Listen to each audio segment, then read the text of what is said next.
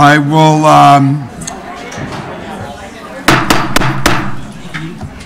please. I will call this meeting to order. This is the business meeting of the March 20th, 2018. I'm calling this meeting to order, and we will start with the Pledge of Allegiance. I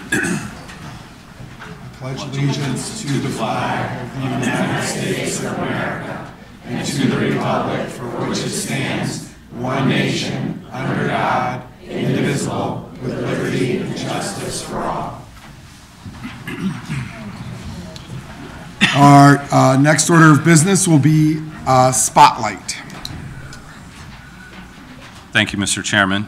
Tonight's Spotlight recognizes our Registered Behavior Technician certifications recently achieved by some members of our district. Providing Norwalk Public School staff with professional development opportunities is an important part of achieving goals that align with the strategic operating plan in the area of special education. The Department of Specialized Services has made it a priority to build capacity within the district to provide excellence in special education services to our students with disabilities, including children with autism.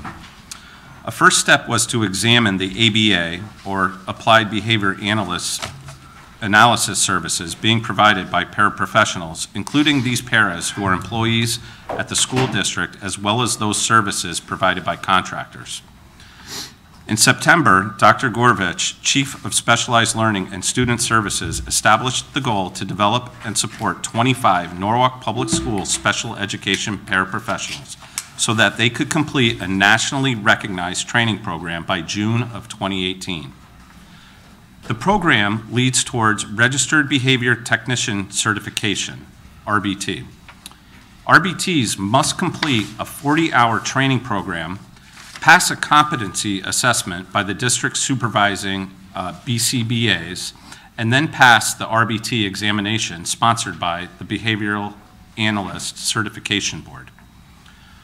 RBTs must display competence in data collection, including data graphing and assisting with functional behavior assessments.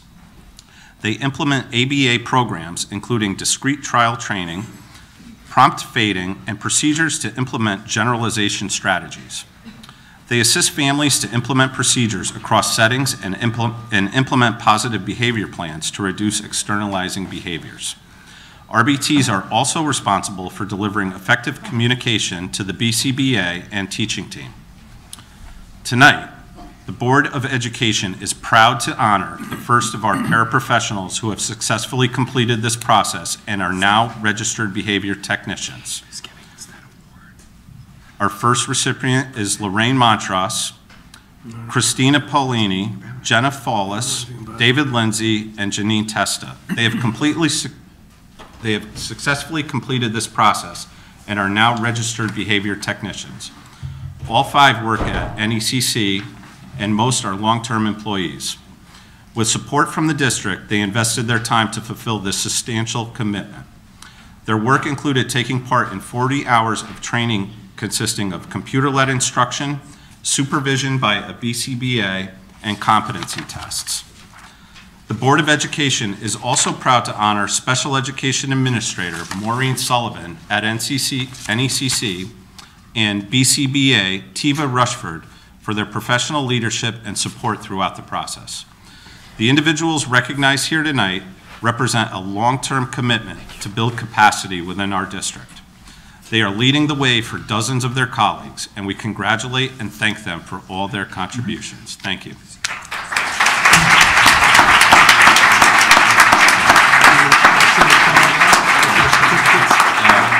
With that said, I would like those in attendance to come up one by one and receive your certificate of appreciation. First is Lorraine Montross.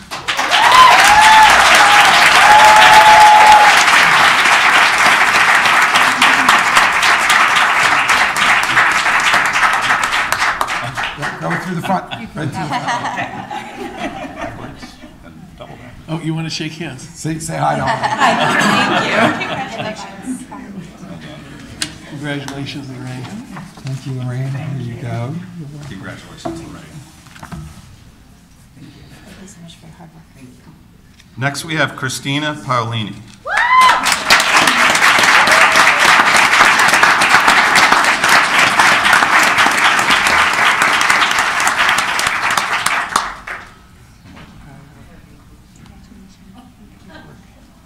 Congratulations, Christine. Thanks, Christina. Next is Jenna Follis.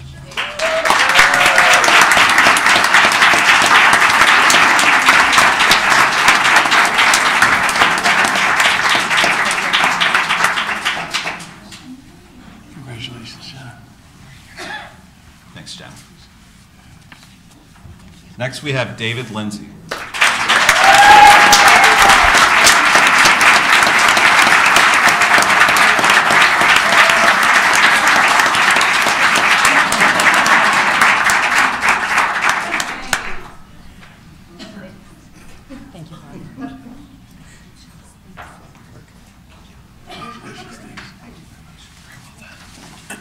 Good job. Next, we have Janine Testa.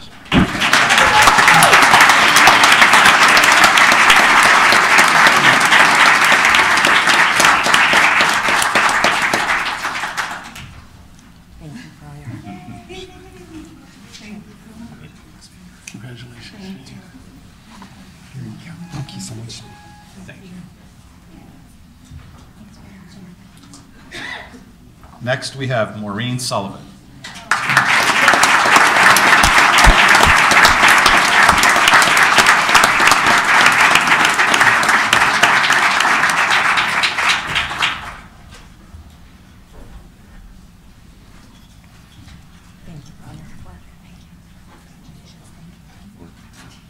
Thanks, Maureen. For taking this thing. Thanks, Maureen.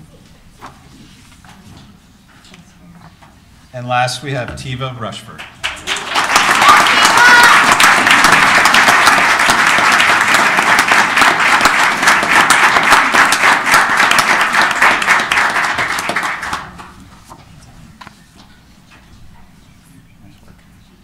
Congratulations, Tina.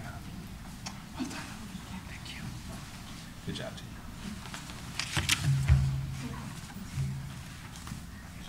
And if I might ask, one big round of applause for all these.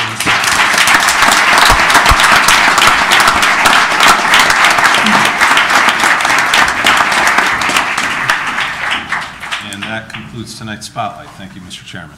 You were welcome. Thank you for presenting Spotlight this evening. We're going to adjust the agenda a tad. Before we go to public comments, we have a representative here from Karen Klein, who I happen to know from the Connecticut. She's right here representing the Connecticut Association of Boards of Education. And we received a certain prize, which I'm going to let her tell us about. And she's here to present it. So, Karen, the floor is yours.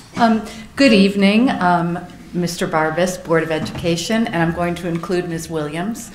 I am here from the Connecticut Association of Boards of Education to present the Norwalk Public Schools with an award, the Bonnie B. Carney Award of Excellence for Educational Communications. And you're receiving this for your social media, for your Facebook page, which we found to be to have clarity of message, image and consistency, readability, wonderful graphics and very, very informative with regard to day-to-day operations, with regard to safety, building projects. So anyway, it's very well deserved. Just a word or two about Bonnie Carney. She worked for CABE for 47 years and passed away a couple of years ago. So this award was renamed for her. So again, congratulations for the hard work and for everyone who contributes to Norwalk's success. So many congratulations. Thank you, Karen.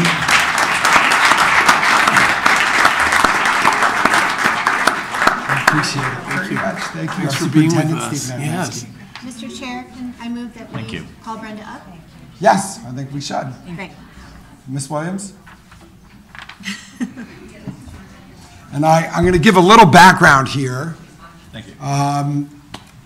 Where this board was actually quite frustrated at our ability to communicate with the public and joining the 21st century.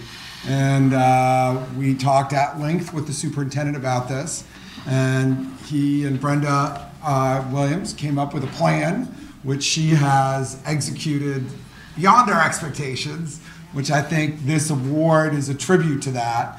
I know, and it's really been even more than just our Facebook page, but it includes newsletters which are pasted on our Facebook page that are to staff, to parents, to the community at large. And we've really made a big outreach effort to reach all of our stakeholders. Brenda is the big boss for that, and it's really been a tremendous effort. The board is thrilled, and I think this really proves what a great effort it's been. So Karen, thank you for recognizing this, and for Cabe, Brenda, you've done an outstanding job.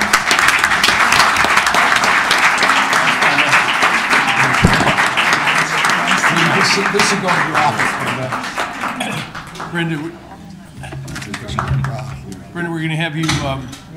Oops. It always happens. Let her have that. We're going to have you hang this in your office. Yeah, hold on. Oh, as soon as Mr. Yeah, Barger take a takes little a picture of this just for our records.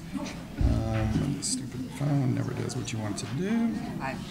Brenda, why don't you hold this award, and then we're gonna post this ourselves, and then you're really gonna be in trouble. Thank you. Okay. Brenda, thanks again. A round of applause for her award.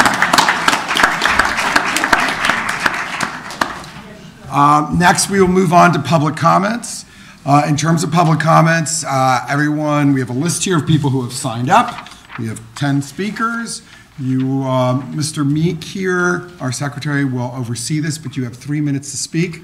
Come up to the mic, announce yourself, your address, and then you've got 3 minutes. I think he'll put his hand up when you're at about 2.5, and at 3, he will gently remind you that your time is up. So, Brian, please continue. Thank you, Mr. Chairman. The first speaker is Tani Serrano.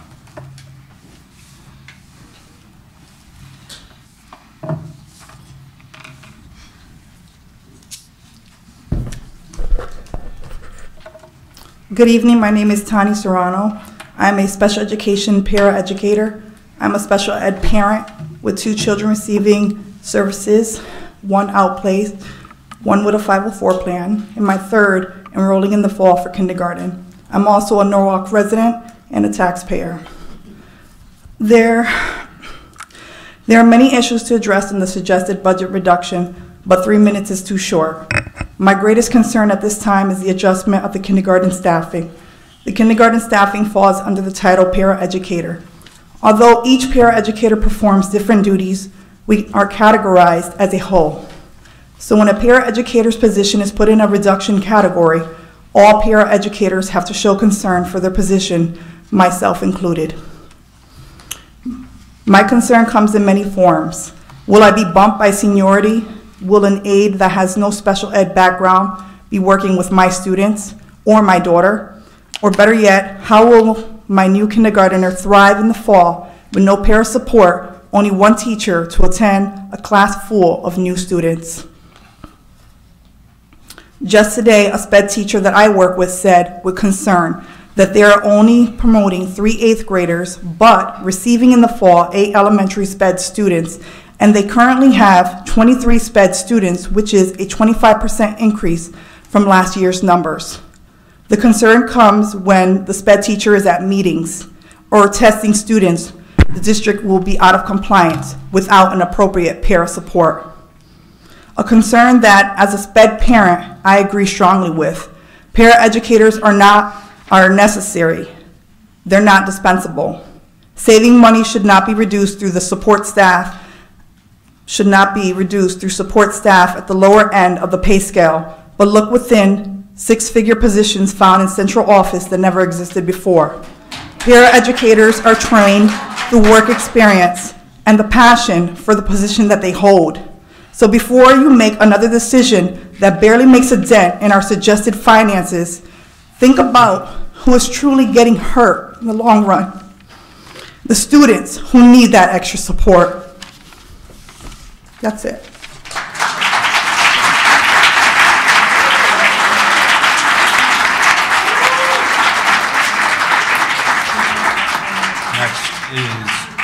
Next is Tracy Barkley.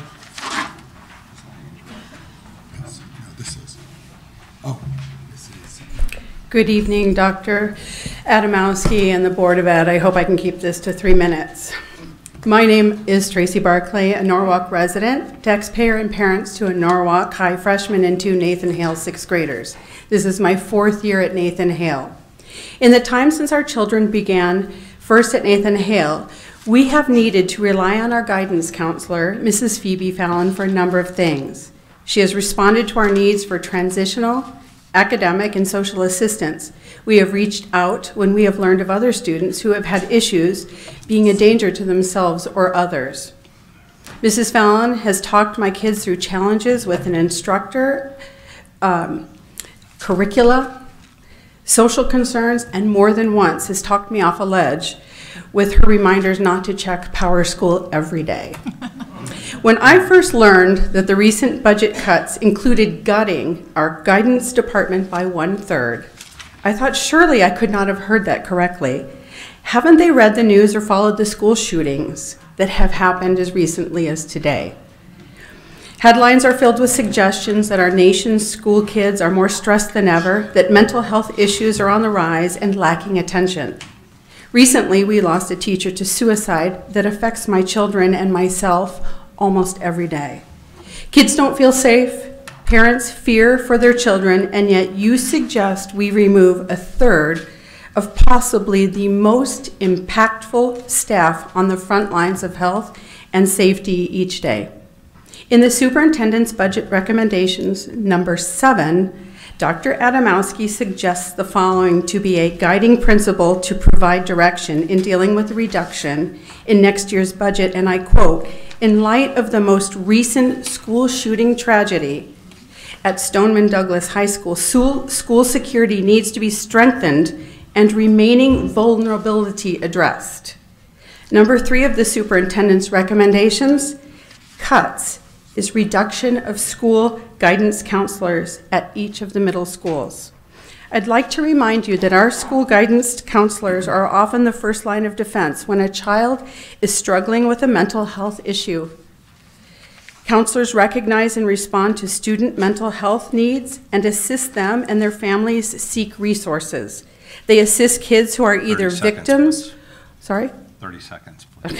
Okay. I'm almost done. They assist kids who are either victims or survivors of sexual and physical abuse, who are struggling with suicidal thoughts, ideation, or other means of self-harm. And additionally, these staff members are uniquely trained to help kids cope with grief and loss, separation, divorce, deportations, evictions, domestic abuse, and they can identify depression and anxiety and are a lifeline to child feeling adrift. Guidance counselors collaborate between teachers and students in early identification, and I'm going to skip right down. I know there are many options for middle school in our country, and the families with rising 6th graders will look carefully at our 3 public schools 3 minutes. when they are making critical decisions. I personally would think twice about enrolling my kids where the Board of Education thinks that a ratio of 350 to 1 is in the best interests of my children. And I will skip down again to say, Google middle school makes me, and cry is the first hit. I implore you to look at alternatives for saving money and keep all the middle school counselors in place. And that which I skipped over is in print. I'm happy to share that with you, but it's personal. Thank you. Phoebe Fallon.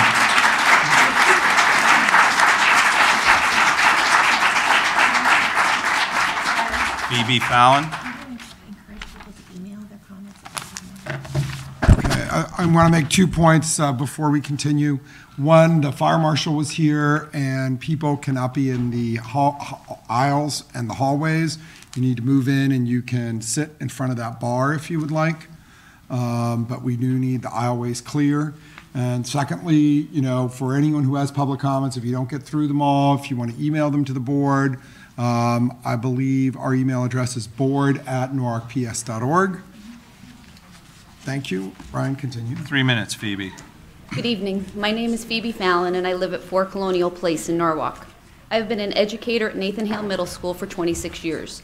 The first 10 as a math teacher, and the last 16 as a guidance counselor. I am very concerned about the proposed cuts to the budget for the 2018-19 school year. Cuts are never easy, but please reconsider cutting one counselor from each middle school. Our country is facing a mental health crisis. Guidance counselors are mental health counselors. Now, each counselor takes care of about 225 students. With the cuts, counselors will be responsible for about 338 students. This will change the model from proactive counseling to reactive counseling, which is not as effective. I know the board is concerned with closing the achievement gap. In order for students to do their best learning, they need to be emotionally available in class. Counselors in every middle school are doing proactive counseling to help students work through their issues so they can concentrate and be successful in the classroom. We have seen success this year in closing the achievement gap. Please keep supports in place to help our students move to the next level. Counselors help students with anxiety and self-worth issues that are compounded by the internet and social media. Most every middle schooler has a smartphone, which creates adult problems in pre-adolescent bodies and minds. The students need to feel safe in school, but with each school shooting, it gets harder for our students to concentrate. They need help processing these horrors, and counselors are there for them. There was another school shooting today in Maryland. Tomorrow, my students will need to be reassured. We really need more counselors at this level, not less. Please reconsider the cuts to middle school counselors for the sake of our children. Thank you. Thank you.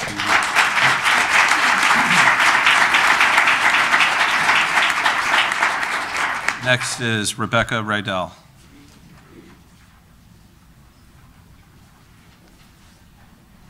Three minutes, Rebecca. My name is Rebecca Rydell. I live at 4 Greenfield Road in Norwalk. I'm a parent of a kindergartner at Marvin School, and I'm also a paraprofessional at Brookside. Last year, Norwalk Public Schools earned 56.6 points in the Accountability Index for elementary schools. We are the only district to make such gains and manage to surpass Stamford Public Schools, who we have been outperformed by historically. Part of the reason why we have done so well is because of the superintendent's strategic operating necessitated that we systematically approach the way that we support our students that need additional instruction in reading. It was this very administration that created this highly effective system that provided all school paraprofessionals with unprecedented training to better support the literacy programs in our schools. Kindergarten paraprofessionals are trained professionals. We provide small group instruction to our neediest populations. We are part of what has made this district close the gaps in reading and math. We are a critical component of this carefully crafted design that targets our students' unique instructional focus. I am proud to say that I have been a part of this contribution to the success at Brookside School and to Norwalk Public Schools. You can imagine my dismay when year after year I am made to feel dispensable by this board. Year after year, the same time, we hear that we're going to be cut. Kindergarten paraprofessionals are a proposed cut. We understand that we are faced with budget shortfalls and cuts have to be made. But I want to make sure that my work and that all of the work of my colleagues are honored. I am part of what has made this district so successful, and we all are part of that. We are all proud of the work that we do every single day. As a side note, I just like to say, we come to work and we care for the children that we work with. We spend time helping them, sometimes at their pace and not. Thank you for your time.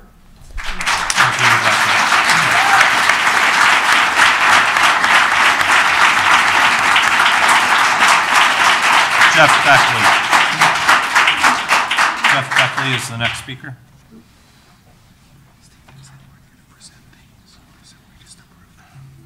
Three minutes, Jeff. Thank you. Good evening, Dr. Adamowski and members of the board. My name is Jeff Beckley, and I'm a grade 5 teacher at Kendall Elementary School. I would like to start by acknowledging and thanking many of you for advocating so strongly for the budget you've proposed. You would have thought that many of you were teachers or administrators with the impassioned speeches you gave to help us at the Common Council meeting.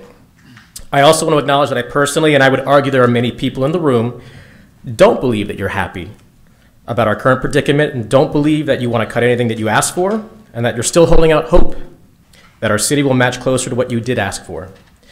But whether or not they do, however, it seems unlikely it will be a complete and full funding. Which brings me to tonight's meeting, or cut night. As a teacher at Kendall, arguably the most high-needs elementary school in Norwalk, I need you to know how important educators are, not only to me, but more importantly to our students. I read every word of the 2016-2019 Norwalk Public Schools Strategic Operating Plan. Yes, I'm a little nerdy. And I cannot speak on behalf of all teachers, but on behalf of this teacher, I do believe, Dr. A, that what you have proposed is helping our schools become better. That is a testament to human capital. Yes, the team at Central Office designs our district plans, and the building administrators and teachers, we bring these plans to reality. And I know at my school, perhaps at many schools, para-educators are right by our side doing anything and everything they're asked. At Kendall, this could be ECRI techniques for struggling beginning readers, recognizing well-behaved students in support of the district PBIS initiative, assisting in the extended school day classes at Kendall to help below benchmark students close the gaps, sweating side-by-side teachers, including myself, in an air-conditioned building during summer school, to stave off the summer slide, and assisting other differentiated Tier 1 classwork in our rooms, and even getting ready at Kendall to support and identifying students who are afflicted with trauma. Dr. A, I know in a recent article in Nancy on Norwalk that you talked about the ratio for paraeducators to teachers being nationally around 2%, and that Norwalk is 16%.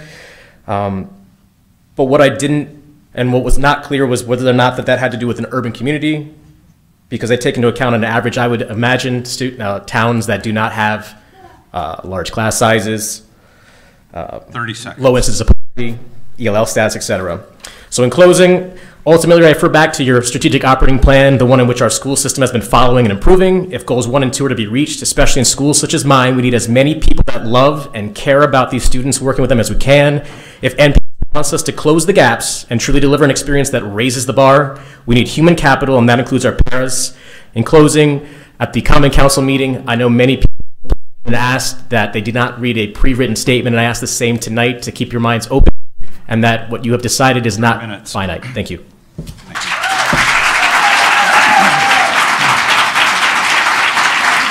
Sylvia Chaparro.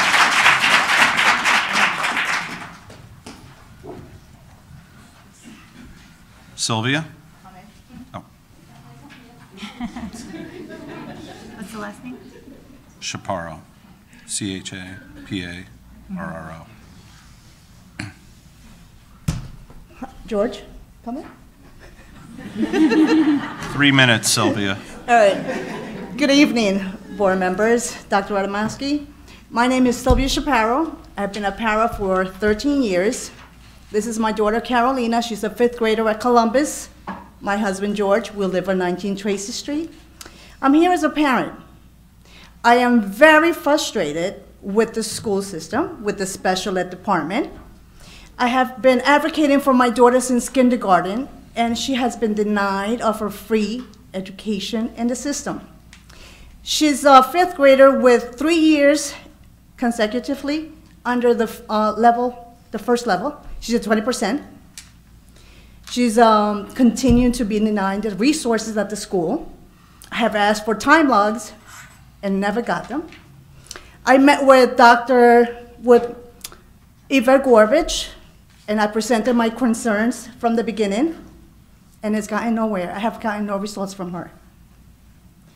Like I said, I have had a PPT with an attorney, and it was very aggressive, the way we were treated at the school.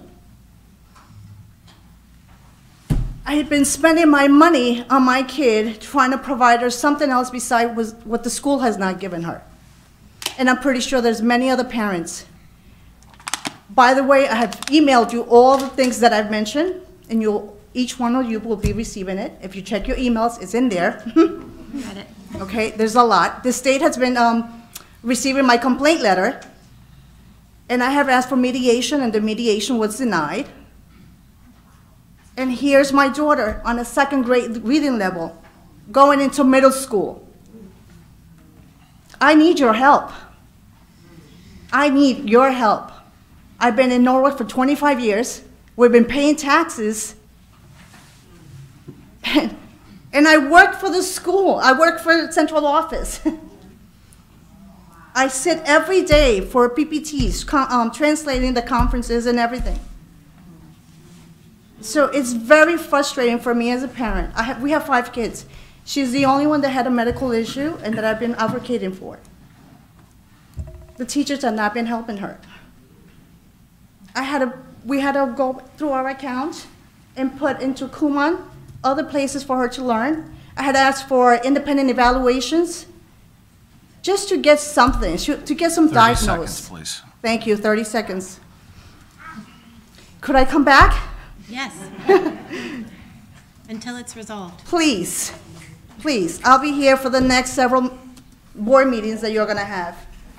Thank you for your time. Thank you, Sylvia. Next is Lorraine Montross.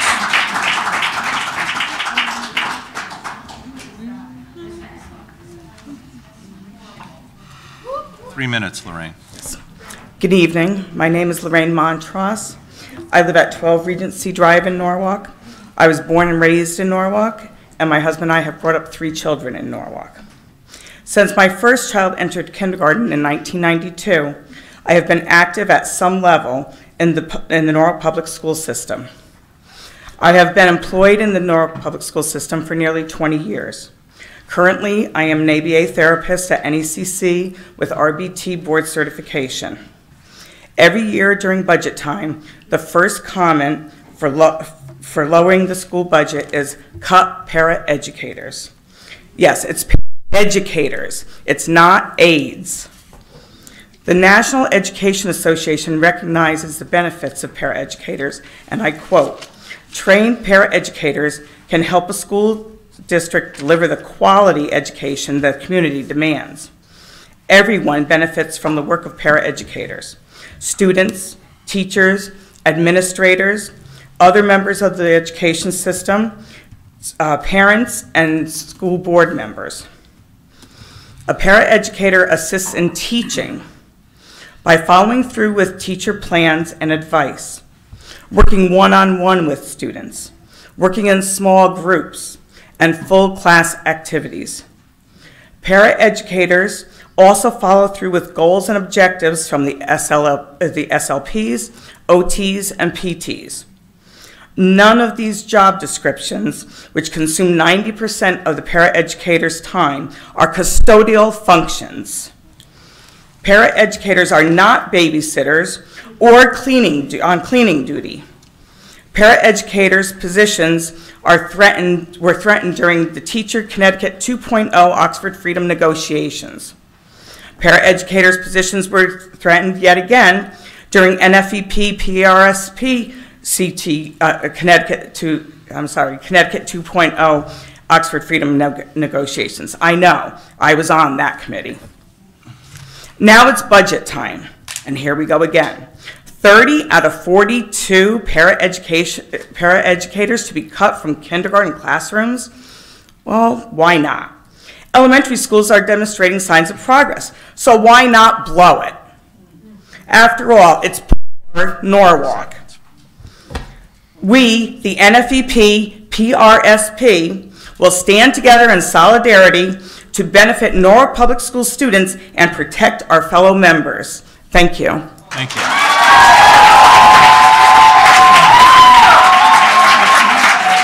Next is Kim Burke-Connors.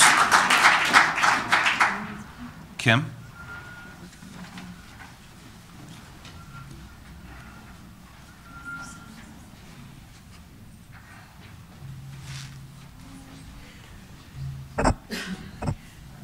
Three minutes, Kim. Good evening, Dr. A, Board of Education. I'm Kimberly Burke-Connors, mom to identical twins who attend NECC. I'm also the PTO Vice President at NECC. Jillian Hedges, Co-President of the PTO NECC. Her son also attends NECC.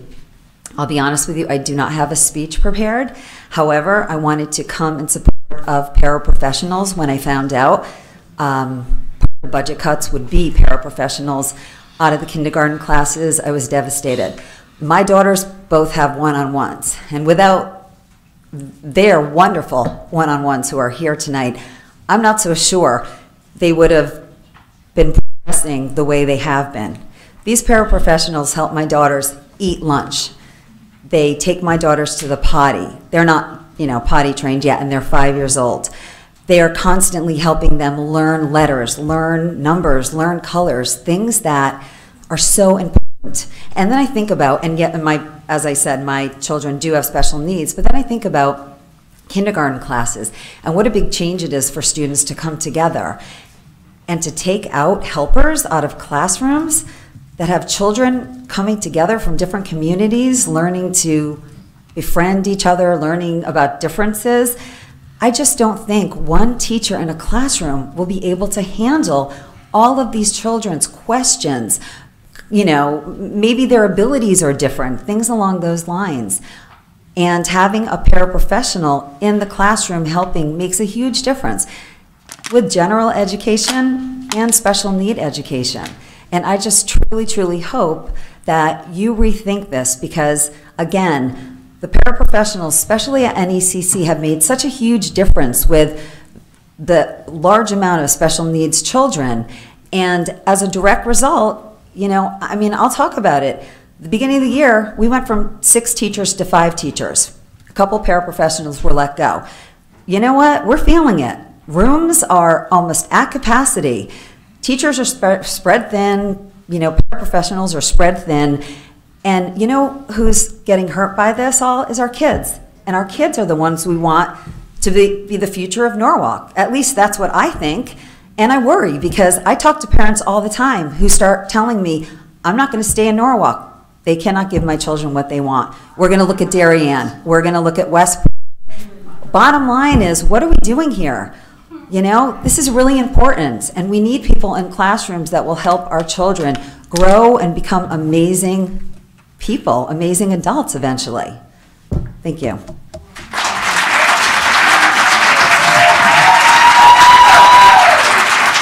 Joseph Chandurko. 3 minutes, Joe. Good evening, members of the Board of Education. I stand before you tonight on behalf of the teachers and students of Norwalk. The proposed budget cuts that have been presented to the public unnecessarily target many of our most needy students. Your proposed budget cuts to our paraprofessionals directly impact our youngest students and disrupt their educational foundations. The removal of kindergarten paraprofessionals is unnecessary and ill-advised. These trained, educated, skilled instructional specialists work directly in support of our most needy students with the teachers.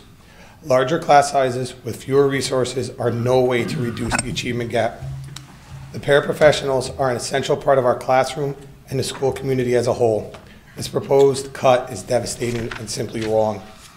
Guidance counselors and guidance counselor reductions will bring our counselor ratio among the highest around, with direct detrimental impacts on mental health and social and emotional development, along with school safety. Guidance counselors work to provide a bridge between the home and school for many of our students. Our counselors assist children who have been victims or survivors of sexual and physical abuse. They experience suicidal thoughts. They deal with the grieving of recent deaths of parents and other loved ones. Some even deal with deportation and the fear of being deported themselves. They endure divorce, separation of parents, enduring domestic violence, and experiencing eviction and suffering from other mental health illnesses such as depression and anxiety. This is not just about safety and the prevention of school violence. It's more about the pervasive issues affecting children and parents in Norwalk. Guidance counselors are a lifeline for these children, their parents, within the school. They work to connect the school and the parents with outside agencies. Guidance counselors also work to facilitate parent meetings, organize the house structure, and serve as the point person for our communication with many of our other various community partners. The majority of districts across the state have sought to add full-time mental health professionals, while Norwalk has been doing the opposite. Norwalk has had a decline of nearly 17% since 2010, and that article was just published in the Connecticut Mirror this week.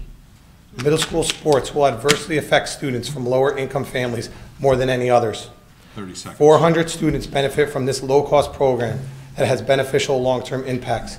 For many of our students, these sports and opportunities serve as their only creative outlet during their middle school years. In this day and age of tight budgets, there are more avenues within this budget that could be explored to save or shift money within the budget. These alternatives include the elimination of bonuses for central office staff, 3 minutes, Joe. Delaying the expanded per pupil allocation for magnet school students, the elimination of outsourcing snow removal at the high schools, delaying the implementation of extra days of school. Ultimately, the money is available in many different places. The NFT asks you to leave no stone unturned and reevaluate where savings can be found. In light of this budget cycle, all options should be explored to directly find the funds and save the positions of our staff that most directly impact our students' lives. Thank you.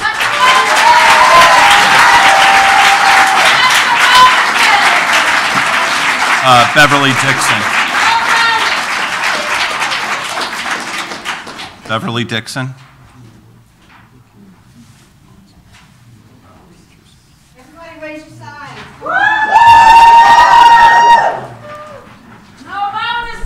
Beverly Dixon, 140 West Cedar Street, Norwalk, Connecticut. I am also the NFEP president. We are all here today, as you can see. We are the community, whether we live here or not. We are the community. We want our students to be just as successful as any other district in this state. We are losing, or trying to lose, we're losing the resources we need to make our students successful. Our paraeducators are not only there to assist, they're there to teach. I have a granddaughter now. I want my granddaughter to be proud to live in Norwalk and be a Norwalk resident and a student of the Norwalk schools. I grew up as a student in Norwalk schools. I had a great education. We didn't have paraeducators back then, but now that Norwalk has grown, we need our paraeducators. We need the teachers to be assisted with the paraeducators. Now, I'm a little nervous, so please, bear with me. We are here to support Norwalk. We are here to support our community. We are here to support the teachers, the students. We want to continue to support them. Thank you all. Bye.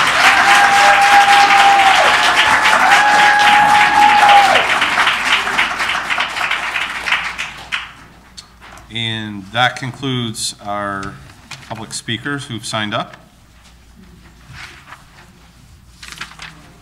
Is there anyone who did not sign up who would like to speak? Please step up to the podium and announce your name, address. Hi, my name is Angela Blue. I live on 3 Seasons Lane in Norwalk, and I am an employee of Roten Middle School. I am, I won't say the clerk, but the 10-month secretary in the office. And what I want to say is that I find it hard to believe that as high as my taxes are in Norwalk, that we cannot afford to keep everybody in their positions. Admin positions seem to increase downtown, but they decrease on the home front. And the home front is the schools, and it's the places that our children attend every day. I have a 9th grader at Birmingham High School. I've also had 2 other children that graduated and went through the Norwalk Public School system. And it's disheartening that I feel that we are just throwing away what we have here. In the building where I work, I think our staff is phenomenal. Me being the 10-month secretary, I am a counselor at times, I'm a nurse, I'm a social worker, and sometimes I'm the AP and the other days I'll be the custodian. Because being the person that you see when you walk in that door, I hold many hats. And it amazes me that I feel they only work 10 months out of the year. I was thinking that, oh wow, well, we need to increase that, because what I do and what I have to prepare for, like, let me backtrack, like now, with all the days we have missing, I normally get a couple extra weeks in June to prepare the next year. Well, now we have all these days that we're missing. I'm not going to have that time. And as you know, in July and in the summer, people move. So that's one of our busiest seasons. So when I get back to work, I'm behind. I'm trying to play catch up, preparing for this year and all the moves during the summer, and I start behind. So what I want to say to you, so I don't utilize all my minutes up, that all of you who have kids here, just imagine that you had to call the school, and imagine how many times you've called the school for your child. Rather, if it was a delay and you want to know what time it is, or if you want school's early dismissal, or you forgot a permission slip. So imagine that this day you need to call the school, there was an emergency and no one answered the phone. And no one answered the phone because you're short-staffed. So you can't answer the phone because you probably have 10 people in the office waiting to speak to you. Imagine how you would have felt if that happened. Think about that. We are very important, and we play our role is probably the most, what can I say, juggled in the building. And there is no day that I take what I do lightly and no one else does. I don't see how we can get rid of guidance secretaries and AP secretaries in the high school and expect us to be successful. If you want us to have a good glass of lemonade, you need to give me lemon, water, and sugar, not just lemon and water. 3 minutes. Thank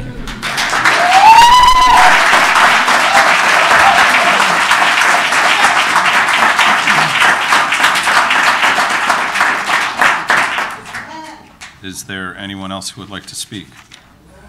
Please come to the podium, state your name and address for the record.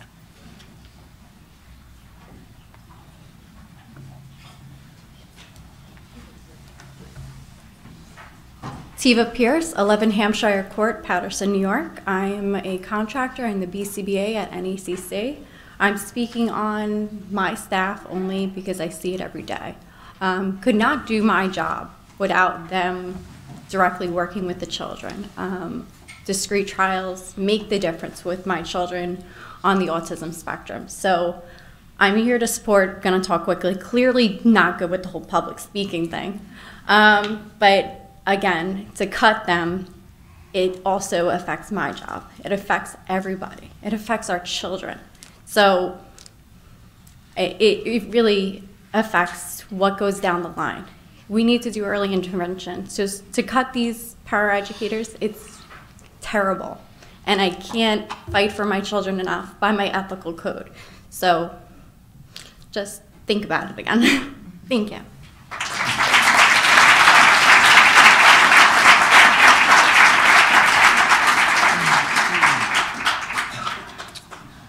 Let's move on. And I believe that concludes tonight's public comment section. Thank you, Mr. Chairman. Before we move on to the superintendent's report, I would like to review two things. I think there's been a little bit of a misunderstanding here that the Board of Education is responsible for what's happening. We've requested a fully funded budget from the city. We all know there was a public election in November 2017. All the candidates from mayoral to common council to the Board of Education all had education being a very important part of their platform, if not the most important part of their platform. And if you go back and look, you will read a million quotes of how committed they were to fully funding education, quote unquote. Unfortunately, we submitted a request for $9.9 million, and they didn't accept that request. There were different movements made, but at the end of the day, the city side, the mayor, and the 15 members of the Common Council, all elected, set a cap of $5.5 million. Now, I'm sure all of you can do subtraction. There's a big difference between 9.9, I think it was, and 5.5. So basically, they cut it in half. We are having to make some very difficult decisions because of this. We didn't want to be in this position, and we really don't have a lot of options. We can't willingly just fire teachers left and right or administrators. And so we're hunting every spot we can to find those savings. The mayor has had a dialogue with us, and we have been trying to come with something in between the two. And I think you'll be hearing from the superintendent now a little more about that. But the way it works is the cap is set, and then the Board of Estimate and Taxation determines how the money set in that cap are divvied out. The Board of Estimate and Taxation did have a hearing the other day, which we attended and presented at, and it was quite favorable. And there are 6 members of the Board of Estimate and Taxation, and they listened to us, and it was a quite engaging conversation, I would say.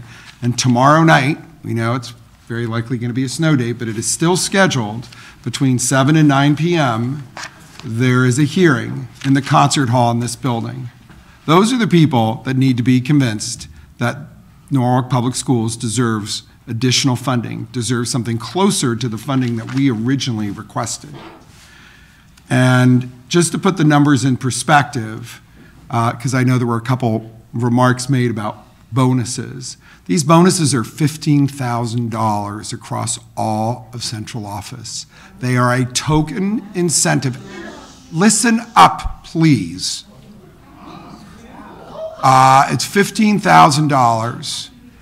Our contractual increases for all of our employees in the next coming year are $6 million. So do the math. But I think we should listen to the superintendent because we do have an update on the budget. It is still not what we actually requested. It will still require cuts. We will have to work on where those cuts will be, but I think you're better off listening to it from him than from me. So with that, we will continue to the superintendent's. Thank you, Mr. Barbas. I'm going to distribute to the board the budget update that I had prepared, and I think you're aware that there is an addendum at this point. But let me first make this basic information available to you. Following the, and I believe there are copies of this available for the public that have been out on the counter and the media and so on.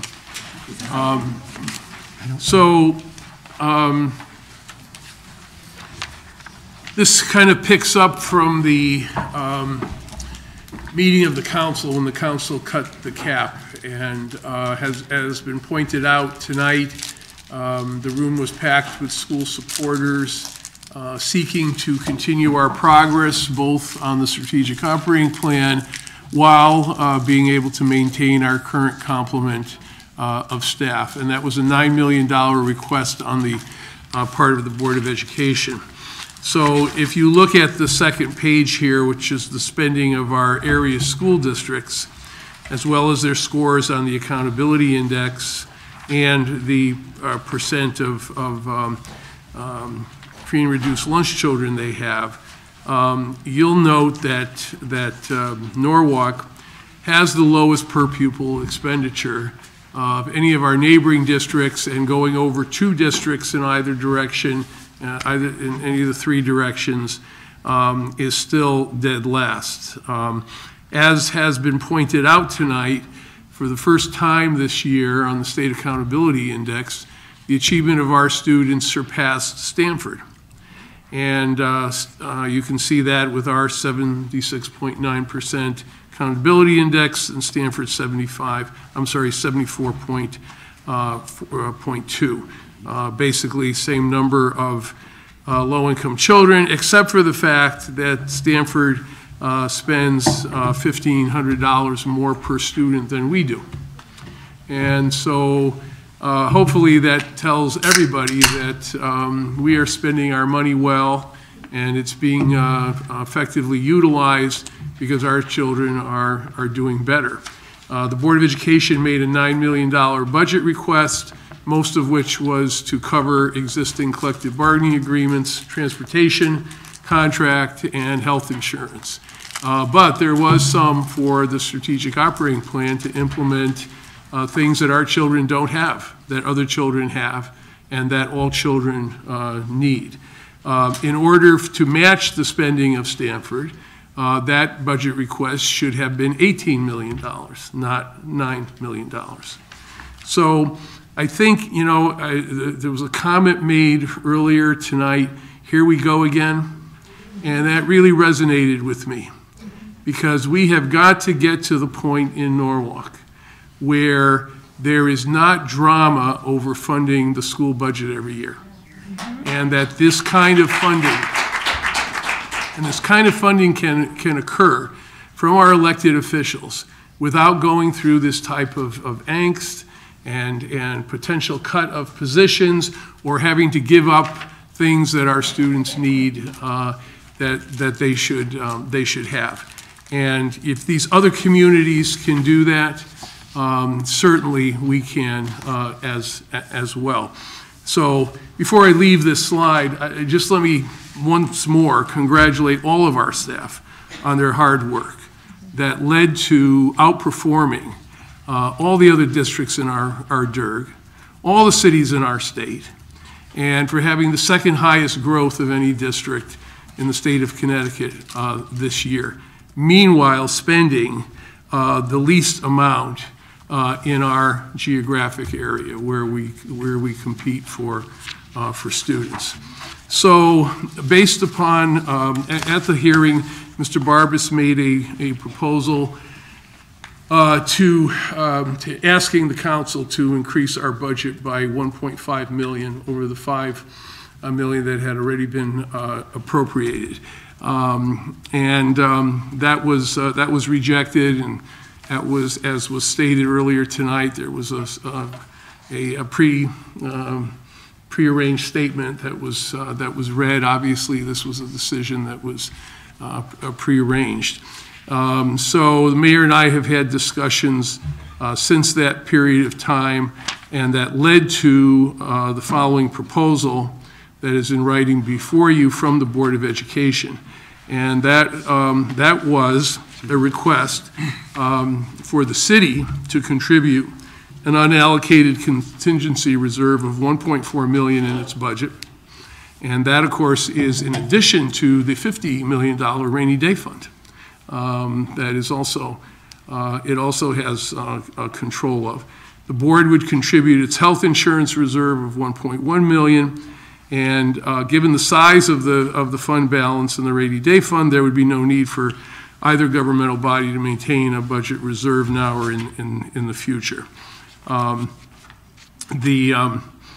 That increase of $2.5 million would allow the board to implement 24 credits of the 26 credit high school program of study and eliminate study halls as proposed and scheduled for 18-19, consistent with the strategic operating plan.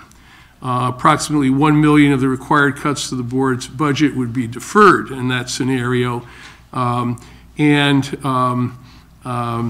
we would have funds the following year to offset the cost of a normal elementary school day at the 6 remaining elementary schools and the 25th high school credit and capstone experience necessary to implement the new state graduation requirements.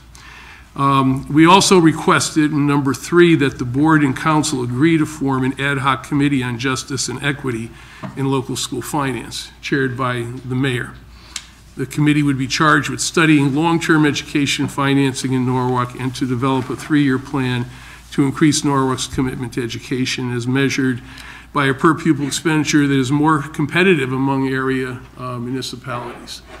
And again, you know, this is based out of the frustration that we should not have budget drama every year, be on the verge of making cuts, and have to really beg our city for the lowest per pupil expenditure in the area, while our staff works hard to improve results and outperform other districts spending more than we do. So this has been the operative proposal on the table, and this is what I was planning to report on you with you tonight. You have seen the recommended cuts when I gave them to you, I said that these are not things I'm recommending, the things I think that might have the least impact on student achievement. Obviously, there can be differences of opinion over that, but with any Hobson's choice, there are no good budget cutting recommendations. And one goes from one thing that is valuable to another thing that is valuable. It's really in the eye of the beholder what is the most valuable. And you've heard from folks tonight, obviously, who are committed relative to our paraeducators and guidance counselors. So today we received an offer from the mayor, and I sent you a quick note on this toward the end of the day so that you would not be surprised tonight, but I'll review it with you now. The mayor is proposing an additional $950,000 from the rainy day fund, conditioned on the board expending $550,000 from its health insurance fund. That would total $1,500,000 increase in the 18-19 budget, consistent, at least in theory, with the compromise budget that was proposed at the public hearing. Now, there are a number of implications of this that is important for you to understand before going forward or agreeing to this. One is that we would have to fully fund the $2 million for 24 credits in the high school program of study for 18-19. This is going to be a state requirement. All the districts around us already have it. The fact that our students are in study halls instead of taking classes is unexcusable. You cannot do it in two phases as we thought might be possible, because under this scenario you would not have enough money left in their insurance reserve to fund half of it the following year. Mr. Hamilton has estimated that next year's budget, just to cover the collective bargaining commitments, transportation increase, and health insurance, will be a 4% budget. And so in this scenario, you would have only enough money left in the health insurance reserve to go to a normal school day at the 6 remaining elementary schools. Now, under this scenario, you could make $450,000 less of cuts from the recommended budget reconciliation list or other items of your choosing. And again, next year we would estimate a 4% budget just to meet our contractual obligations, and the remaining $550,000 of the health insurance fund would be used to fund the 30-minute extension of the school day at the remaining elementary schools. So I indicated to the mayor that I would present this to you, that I would recommend it. However, you know, this is one of those things that you need to go into with your eyes wide open, because if you take off the $450,000, that would allow you to have fewer cuts, and the $300,000 in revenue enhancements that we've identified, you still would need to make about $3 million in reductions in order for this to work. So it is better than what we started with. It is nowhere near adequate. The mayor has also agreed, however, to chair a committee that would study, this would be the Committee on Justice and Equity in Local School Finance, that would be charged with studying long-term education financing in Norwalk and developing a 3-year plan to increase Norwalk's commitment to education as measured by a per-pupil expenditure that is more competitive with area municipalities. And so, again, we would not know the results of that, but certainly that kind of study would keep this issue in the forefront, so that we do not have another budget year like we had this year. And I did express that to the mayor, that we cannot have another budget year where the city has a 5.1% increase, uses all the revenue available, and then leaves the Board of Education hanging with whatever increase to be determined by the size of the tax increase. We have to approach this as one budget. We have to look at all of our revenue sources together, and we have to achieve a balance that is comparable to a growing city, improving school system that is starting to compete for families with our surrounding districts. Our city is growing and it's changing, and how it grows and changes has everything to do with our ability to maintain good schools. And so, you know, while millennials in apartments may be an important economic factor in our city's future, our diversity is going to be determined by having families who will enroll their children in our schools and will be attracted to and can be retained in Norwalk based upon the quality of our schools. Many of our parents want an education in a diverse community, in diverse schools, but they also want schools that are high performing and do not have a big gap relative to other communities that they can also choose in our areas. So that is the proposal. I'm recommending it to you, as I told the mayor I would. However, again, there are serious implications in this that you need to be fully aware of. And you know, if there are no objections from the board over this tonight, or at least the majority of the board, I can so inform him in the morning. But you know, this is being presented to you at this point. Okay, thank you. Hello? Yes, Mr. Kimmel. Dr. Adamowski, in your discussions, I have a few questions. In your discussions with the mayor, did you get the impression that the deal was closed, that the bet was not going to make any effort to move money around from one department to the other, which they usually do, as long as I can remember, as they get into April and they finalize the budget? Well, I had thought, Dr. Kimmel, that that 1.4 million unallocated contingency was part of the city's 5.1% increase. The mayor clarified it is not. It's in addition to it, but those are funds that they try not to spend so they can put them into the rainy day fund. So we seem to have all of the city budget revolving around the rainy day fund. So he indicated to me that the $950,000 was coming from the RDF, although I'm not sure that can be possible without the council raising the cap, correct? I think it would be possible, but I don't think it's necessary. I think in a $335 million budget, the Board of Estimate and Taxation will easily come up with $950 from that department over there, a little over there, and they won't touch the rainy day fund. It's exactly what happened last year.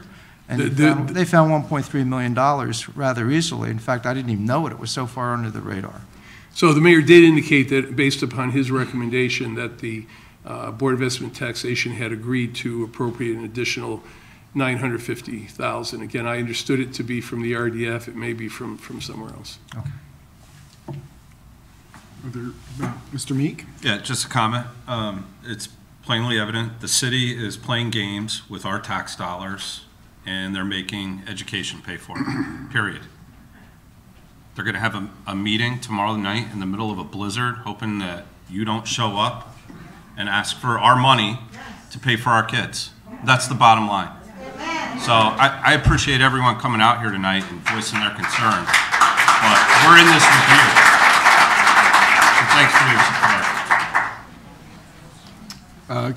Ms. Corbett. Sure. So I just think one piece that's important to reiterate here too is of the reductions in the most recent proposals that we've had, there was an additional $460,000 that was added for talking about strengthening of school security measures. And so I think that's something that we haven't really had a lot of discussion about, but I think it's an important reminder of when we're talking about these cuts that need to be made in the strategic operating plan, cuts or aspects of the strategic operating plan that we will not be able to fulfill next year, that it's also important to highlight that the superintendent has recommended, and many of us have supported, the $460,000 towards strengthening school security measures as well.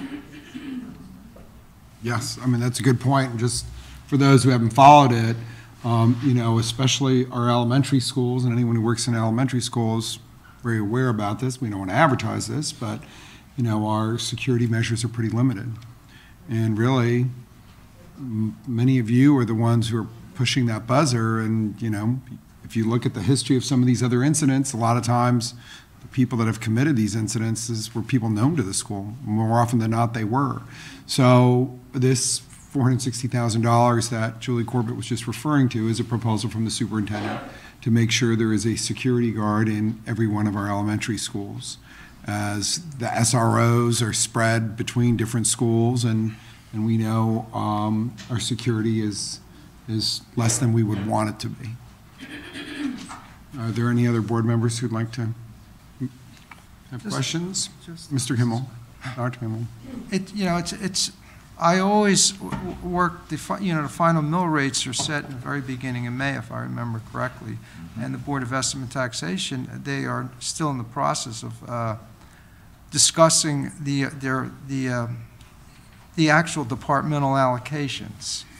I think it's a little early in the game, personally.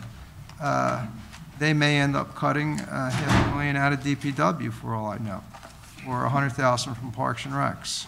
This is what goes on as they finish their public hearing and get into the actual budget crafting.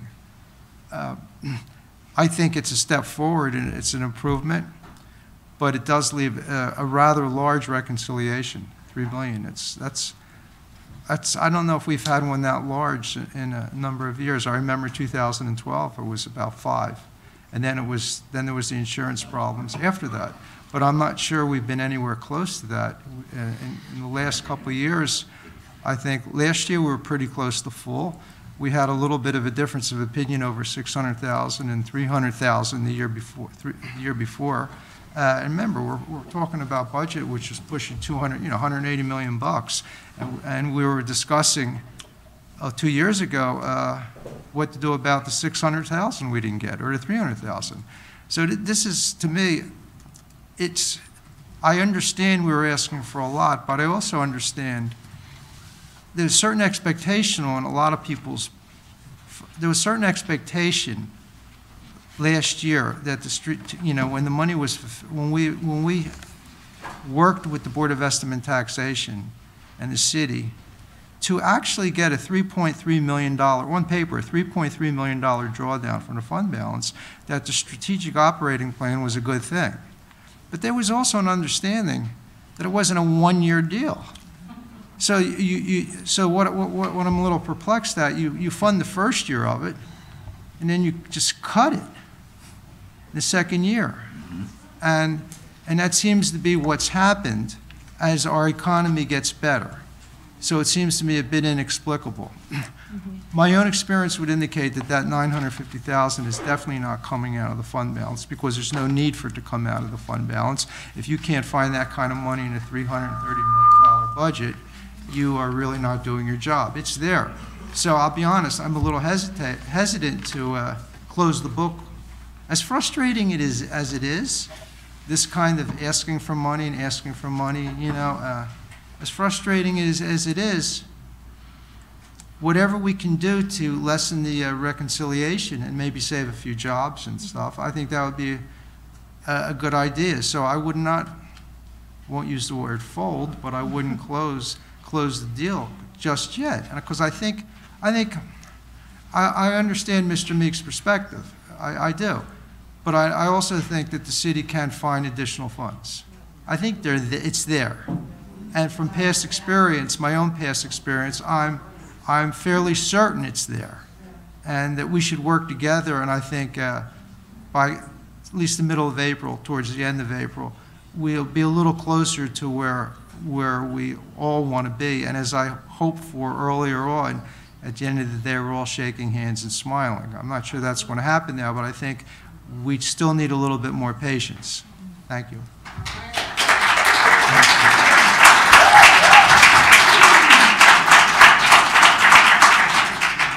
Mr. Meek, you had your hand up first, and then Mrs. Meyer Mitchell.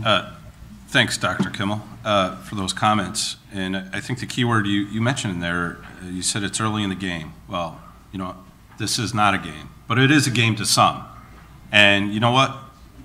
We have in our rainy day fund $55 million right now. That's $15 million higher than Stanford, a city 50% larger than us with the same AAA credit rating.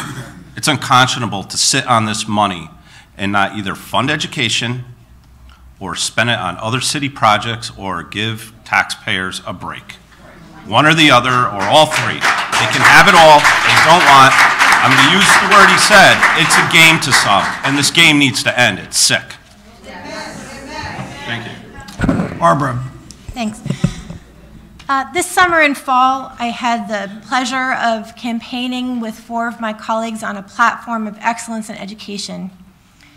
And we promised that as to the best of our ability to our constituents, and we won in a resounding landslide, sweeping the field.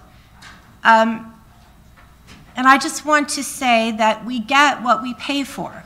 If Norwalk wants excellence in education, we have to find the money to pay for it.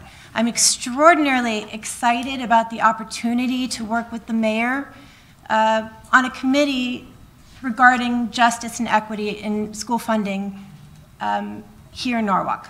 We pay 85 cents of every dollar that goes into our schools out of our local property taxes. Whether that's right or wrong, that's how it is. We have to decide that we want to buy something better than an old Toyota. You know, we want a Subaru. We don't want a Cadillac. We want something that is going to run every day and get us where we need to go and do it for the long haul. I have spent the last 3.5 to 4 years organizing parents around this idea and educating them about our funding process.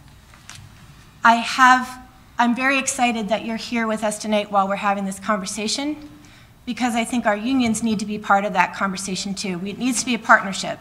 So I beg you to come out to the BET, write to the council, write to the mayor. Don't stop here with us. We are on your side. You're preaching to the choir. So that's all I have to say.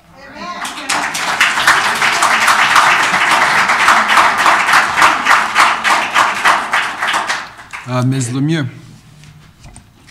I just wanted to add my thanks to everyone who came out tonight to speak, and I wanted to say to you that we know how valuable that you are. We know that you're valuable. That's all.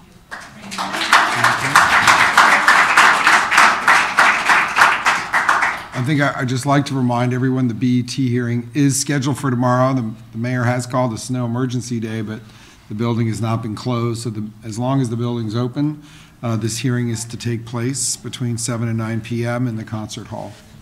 And that's where you can make your voice heard. I think we will proceed with our agenda unless there's any further discussion. I've got a couple of other items in my report. So,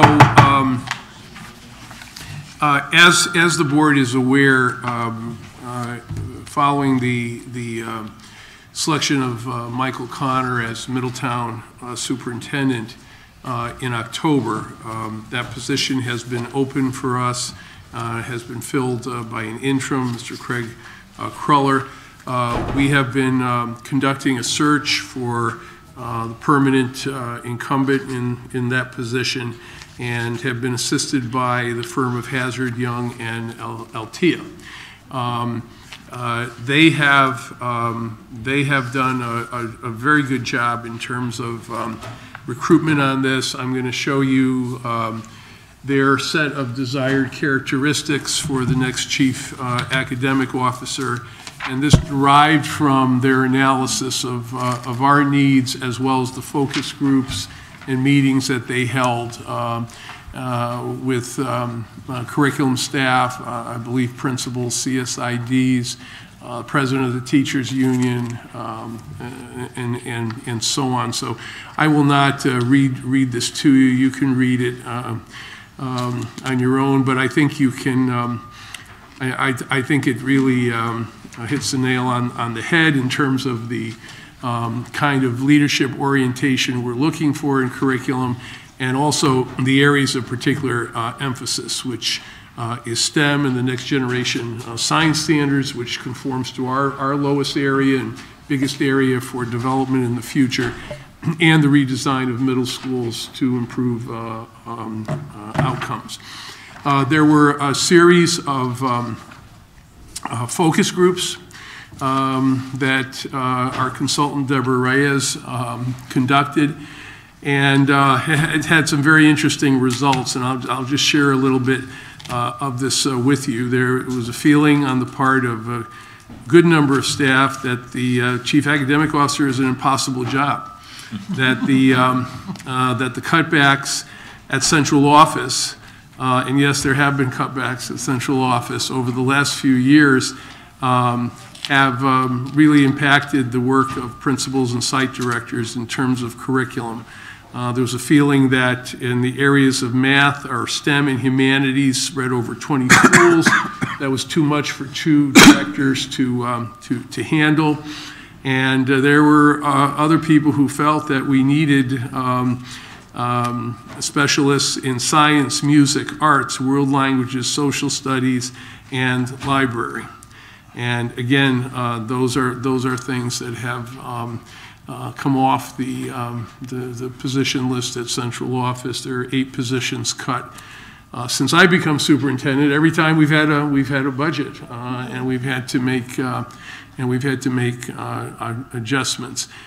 There is a recognition of the need for a long-term plan for curriculum revision, which is clear and direct, and that all staff can anticipate, and also a need for more emphasis on social and emotional curriculum, as well as academic curriculum.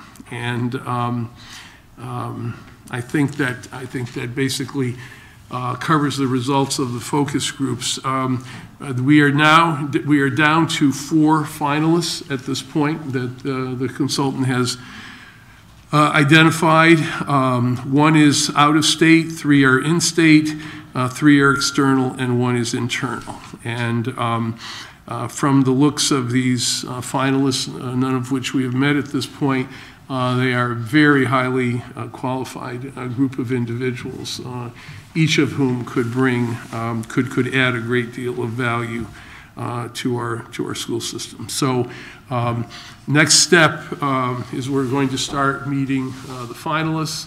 Some of them may be spending some time in the district, and once we are able to zero in on person we think is would be the best match for us, I will be asking you to meet them and chat with them. And I think we're also looking here for someone who is going to stay some period of time and create a greater stability in this very important area for us. On a bright note, we have our 2nd annual STEM Expo on Saturday. I know some of you are judges, others will be stopping in to attend. This is our 2nd annual. The 1st annual was last year. It was a great success. Even more students are participating this year. Last year it was voluntary on the part of the primary grades. This year all grades are participating. And over the past few weeks, building level judging for the preliminary rounds of projects and experiments have taken place and are near completion. Weather permitting, the fair will go on Saturday. Feedback has been overwhelmingly positive in respect to the level of innovation and problem-solving strategies as we continue to challenge our students in the STEM area. Students will be setting up their projects at 8 o'clock in the morning on Saturday at the Brian McMahon, in the Brian McMahon Gymnasium. There will be a judges meeting at 9:30, opening ceremonies at 10 o'clock. And then there's a whole schedule, K2 judging at 10:15, high school demonstrations at 11, awards at 11:20 for K2 and grade 7, 3-5 judging, high school demonstrations in the afternoon. The middle school competition will actually occur in the stairwell because that involves an egg drop. Anyway, I hope to see you there. Hope to see many members of the audience who are here tonight and who are listening on television tonight. Hope to see you there. And again, I want to thank Mr. Tom Sush and Craig Cruller and the teachers in every school who's elementary and middle school and high school who have participated with their students in bringing these projects to fruition.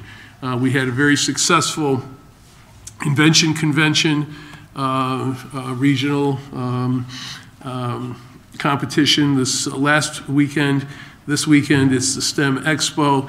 And I think, as you look at our strategic operating plan, we're looking to have more of these district events that allow our students the opportunity to excel and tap into strengths that students would normally not have the opportunity to demonstrate. So next year we'll be working on National History Day, which is also a national competition, Read Across America at all schools, National Geography B, Vocabulary B, etc.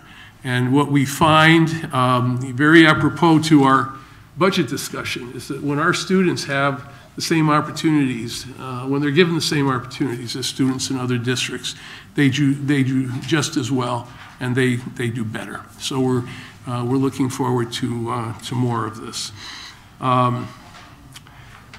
Finally, and this is not on my report agenda, I think it's appropriate to mention, you had the CABE award earlier. I think it's appropriate to mention that March is Board of Education Member Appreciation Month. And we know you have a thankless job, but there is an appreciation month for you. And on behalf of all of our staff and all the students who benefit from your unselfish, unpaid volunteer work, I wanted to extend our thanks to you and our appreciation.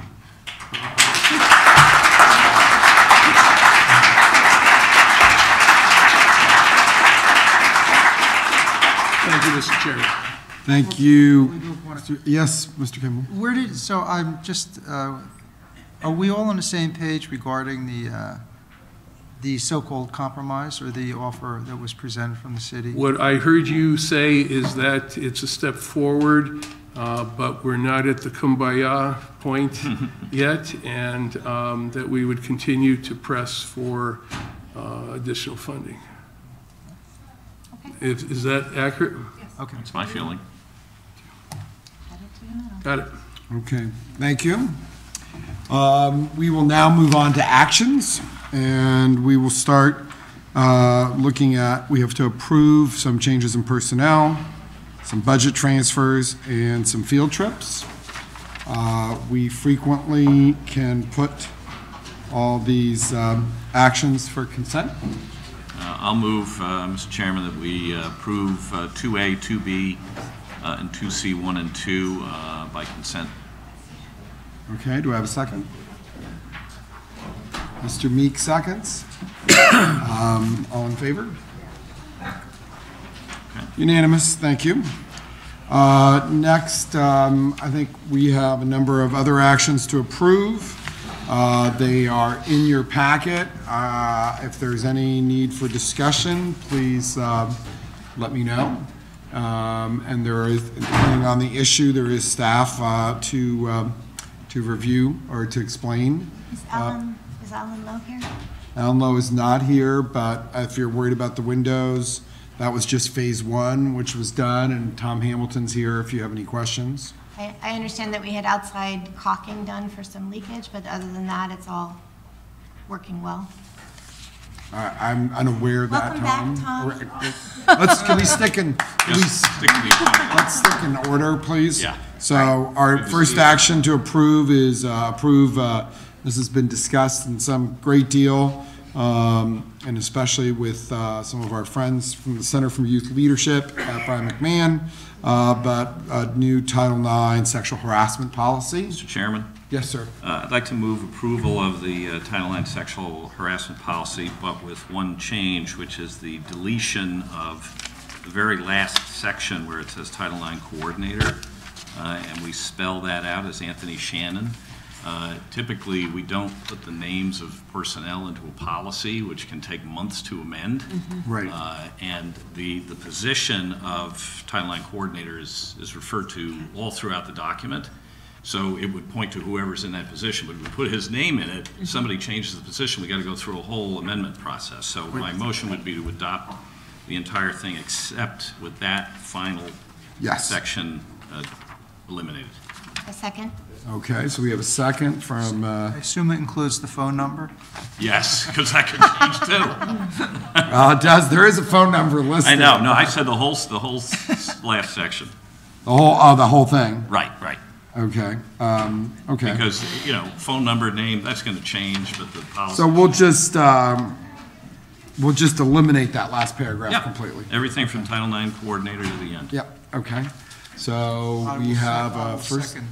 Second, I think. Okay, I think we already had a second, but so be it. And... happy to get another second. Okay, all in favor? Unanimous approval of the Title IX sexual harassment policy. Thank you to our friends here from the Center for Youth Leadership. We will now, this is required by the state, close out of the West Rocks Middle School Windows project. I understand, Ms. Myra Mitchell, you had some concerns about that project. This really is, it's for the state. Perfunctory, and it's to keep the state happy. Okay. And for us to get our not our match, but our reimbursement. Mr. Kimball. I know we voted on Mr. Lyons' amendment. Did we actually vote on to adopt it? My motion was to adopt the document minus that paragraph. Fair enough. It was all in one. Yep. Okay. Yes. Yeah, just to Barbara's question, I mean, that's under warranty still, right?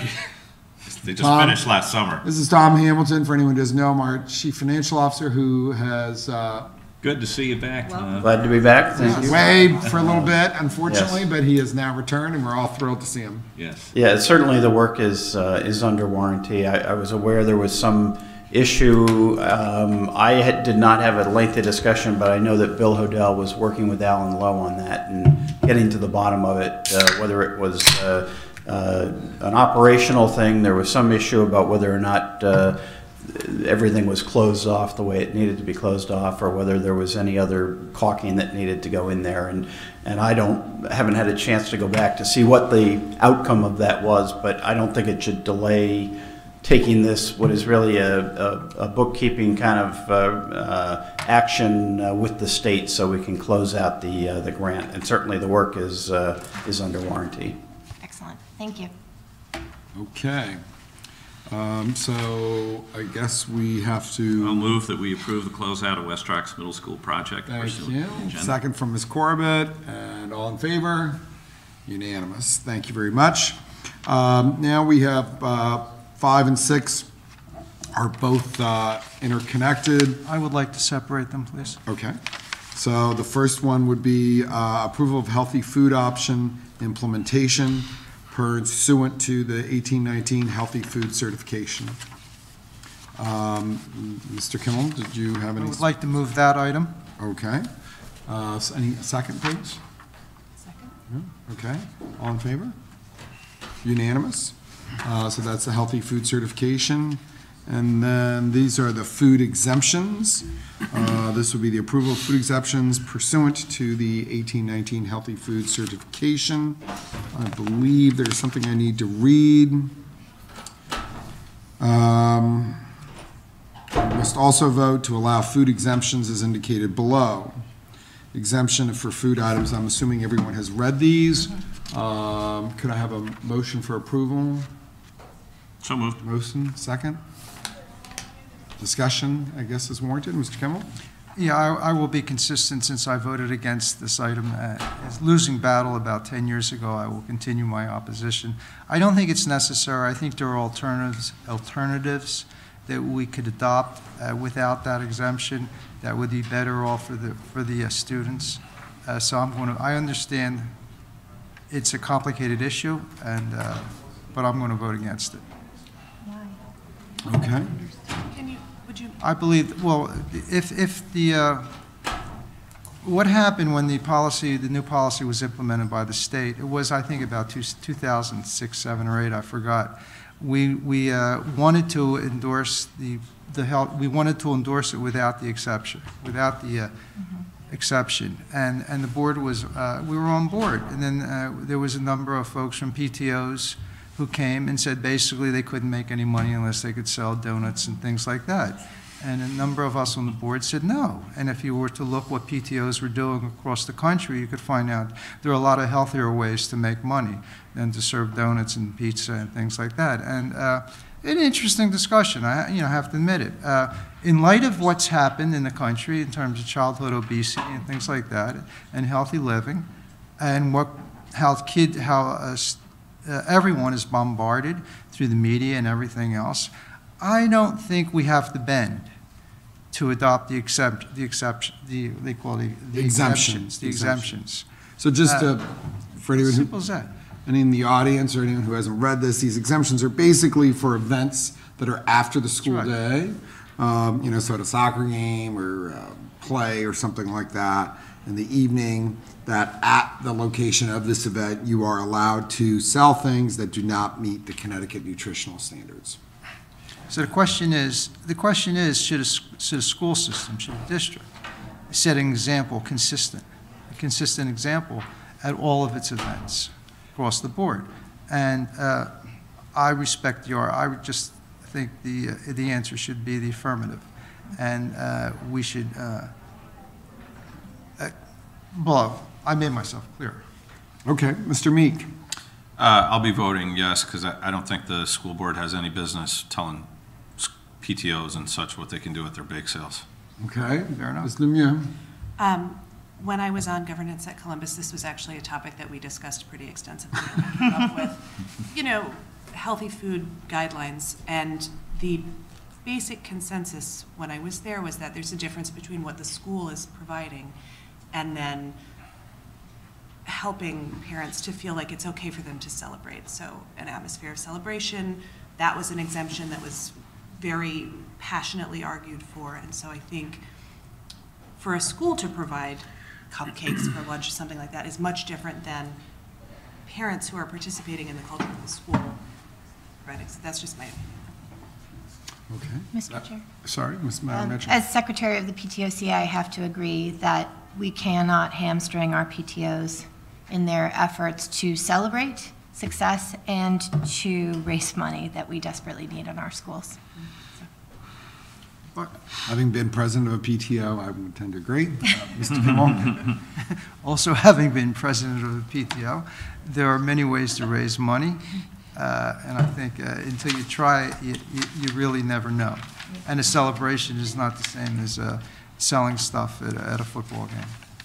It's more complicated than that. I think there are serious health issues involved, and the more a district can make a statement. Making a stronger statement is better than bending. It's saying it's okay to eat junk food once in a while, it's fine. But there are a lot of events, there are a lot of things happening, and it adds up. And I just disagree that it's just okay on school grounds for a PTO to be selling, making money, selling junk food. Okay. Well, point taken. Could we have a vote unless there's a need for further discussion? All in favor? Yeah, it was moved. We did before discussion. Yep. Okay, 1, 2, 3, 4, 5, 6. So 6 and against Mr. Kimmel. So 6-1. 6-1-0. Okay, thank you.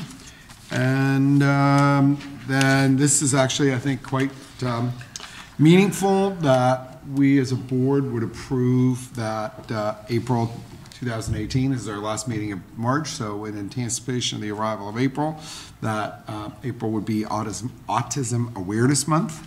And this would be to bring awareness to the issues surrounding autism and autism spectrum disorder. We would be proud to recognize April as National Autism Awareness Month.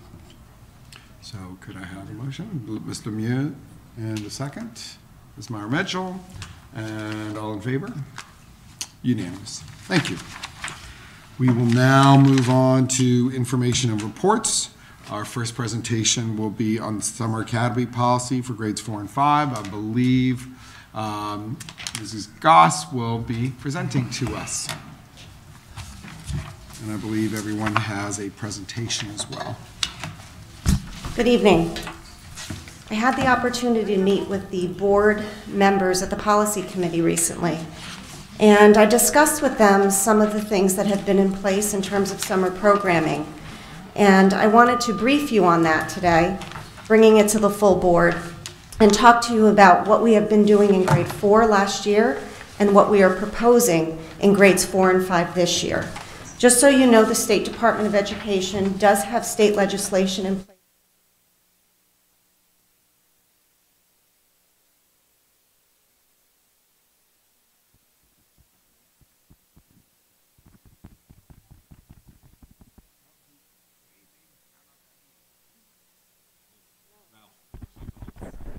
Do you want me just to speak loudly while they get that? We can hear you.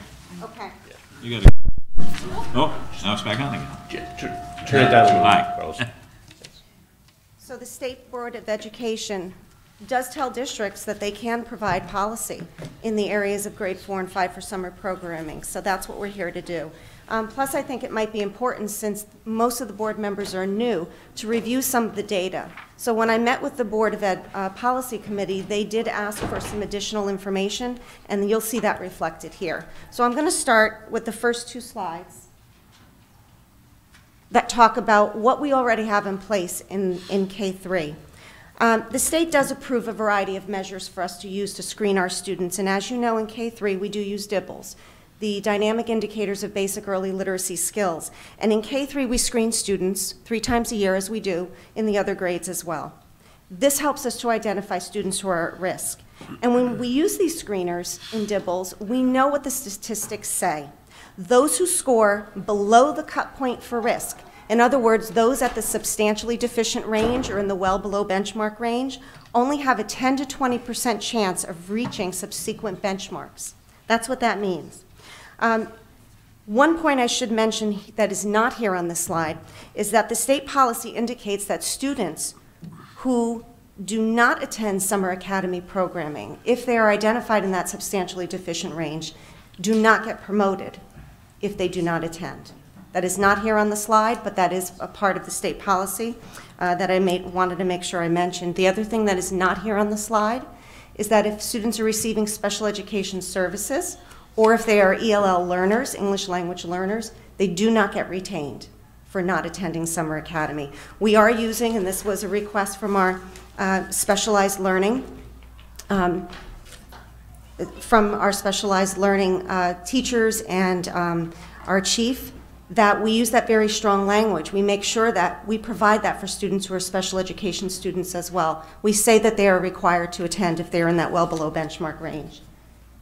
In looking at this next slide, to further clarify, I want to say that we are fortunate here in Norwalk to be able to invite students to attend in K3 who are above that threshold, who are at that below benchmark range, and we even invite students who are at benchmark but maybe at that the lower level of the benchmark range. This is something else we know. At the benchmark range, students only have an 80 to 90% chance of reaching the next benchmark if they get good core instruction. So we are worried about summer. We are worried about the summer slide, and we are fortunate to be able to invite others. That's what's been in place, and that's what we've been able to follow over the past few years in K3. Last year, you know that we added grade 4 to our summer academy programming, and we use NWEA MAP reading growth to look at, and that's our screener that we use in grades 4 and 5. that is on the state-approved list as well.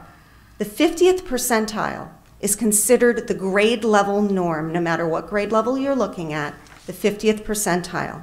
We then took into consideration looking at how students performed. With our Testing Accountability Office and our Curriculum Office, we created what we will call local cut scores, because we had to further define what is happening below that 50th percentile. And we sort of had to put students into buckets so that we can effectively deal with the type of instruction that they needed, both during the school year and in our summer programming. So the cut scores that you see here are not NWEA cut scores. They are our local cut scores. Because again, remember, we have to think about how many students we can accommodate in summer academy programming, making sure we're reaching those that are most at need, and then inviting other students as well. So there's your 50th percentile grade level norm. The 21st to 49th percentile, last year in grade 4, we said we would consider those students below the grade level norm. Those students who were below that, 20th percentile and below, are considered well below the grade level norm. And very similar to what we say in kindergarten through grade 3, we call that substantially deficient. Okay? As we phase in grade 5 this year, we had began communicating with families about these cut scores, because families had to know from the fall and be prepared should their students require extra support during the summer, that these are the cut scores that we were looking at. This is just a quick snapshot of our budget, because this is a consideration, obviously, when we invite students to Summer Academy. In 2015-16, we had roughly 600 students attend. In K3, we spent about $850 per student. In 2016-17, we spent a little bit more, $990 per student, and we even invited grade 4 to attend. This year, we do have our grant money available. We are giving $250,000 of that grant money, as you know, to Jefferson and Kendall, to make sure that we are reaching a greater number of students and having even a greater impact there. That leaves us with $400,000. We are looking, and I'll show you on another slide, to provide services to about 980 to 990 students, and we can do that at about $662 per student this year. And that is because of the generous funders that are helping Kendall and Jefferson. This next slide shows what we have based on middle of the year data. So when I counted the number of kindergarten through grade 3 students who are in that substantially deficient range, as I described, that well below benchmark range, there were 506. When I looked at the number of grades 4 and 5 students using NWEA MAP data, there were 276. I added in an additional 100 students at both Kendall and Jefferson. So at Jefferson, 99 students were in that substantially deficient range. We want to add another 100. Similar in Kendall, 110. We wanted to add another 100. That leaves us with 982. This number will go down by the end of the year. That is what's been happening every single year, because this is middle of the year. This is our adjustment time. This is when we make changes. We're just getting ready for our next round of data meetings.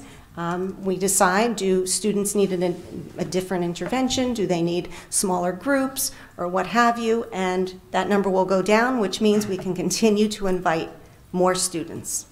So this is the data that the policy committee sort of wanted to see. I'm going to go through this quickly, but stop me if you have any questions. I'm going to share 2 views with you.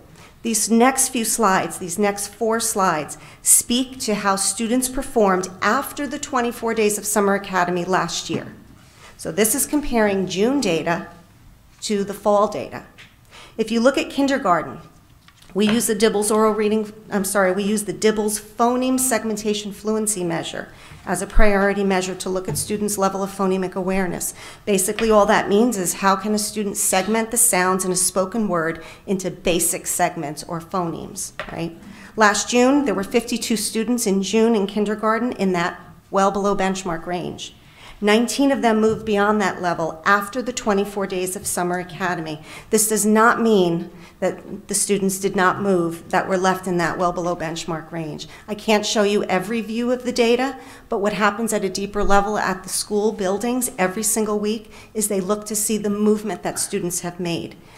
33 of those students did not move out of that range, but that didn't mean that they didn't move in terms of a scaled score. So that's a whole nother view.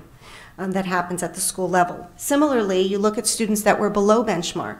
17 students in June were below benchmark.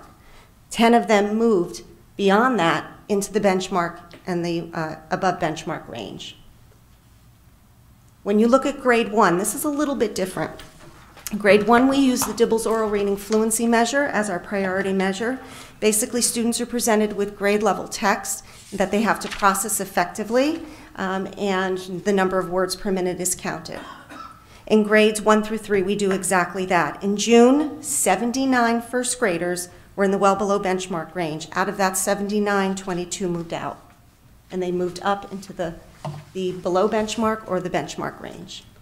You see what's happening here as well in the below benchmark range. Similarly, we had 14 move out of that range and move up. I want to explain, though, quickly how this analysis is determined. In June, students read 3 grade level passages and the median score is recorded. But in August, because again, we have to be able to balance the amount of instruction and assessment that we are performing in Summer Academy because we have limited time, they read 1. So even though we're comparing apples to apples, so to speak, in terms of the grade level text and the kind of text that they're reading, it's a little bit different. So we have to take that into consideration as well. Similarly, in grade 2, the analysis was done in the exact same way. And I know that you have all of this in front of you, and I know you've had a chance to look at it, so I'm going to go quickly, but please stop me if you have a question. And similarly in grade 3. Now that's the first view, and this is not the only analysis that we did. I want to share with you another type of scenario because this really is what we're looking at.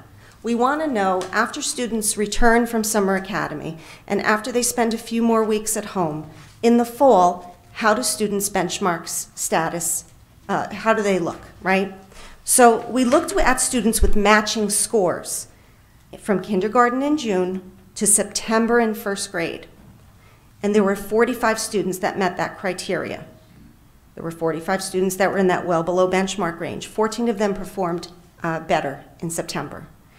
We showed 19 of them on that previous slide that had moved, so it appears that it's about the same number in this scenario, okay?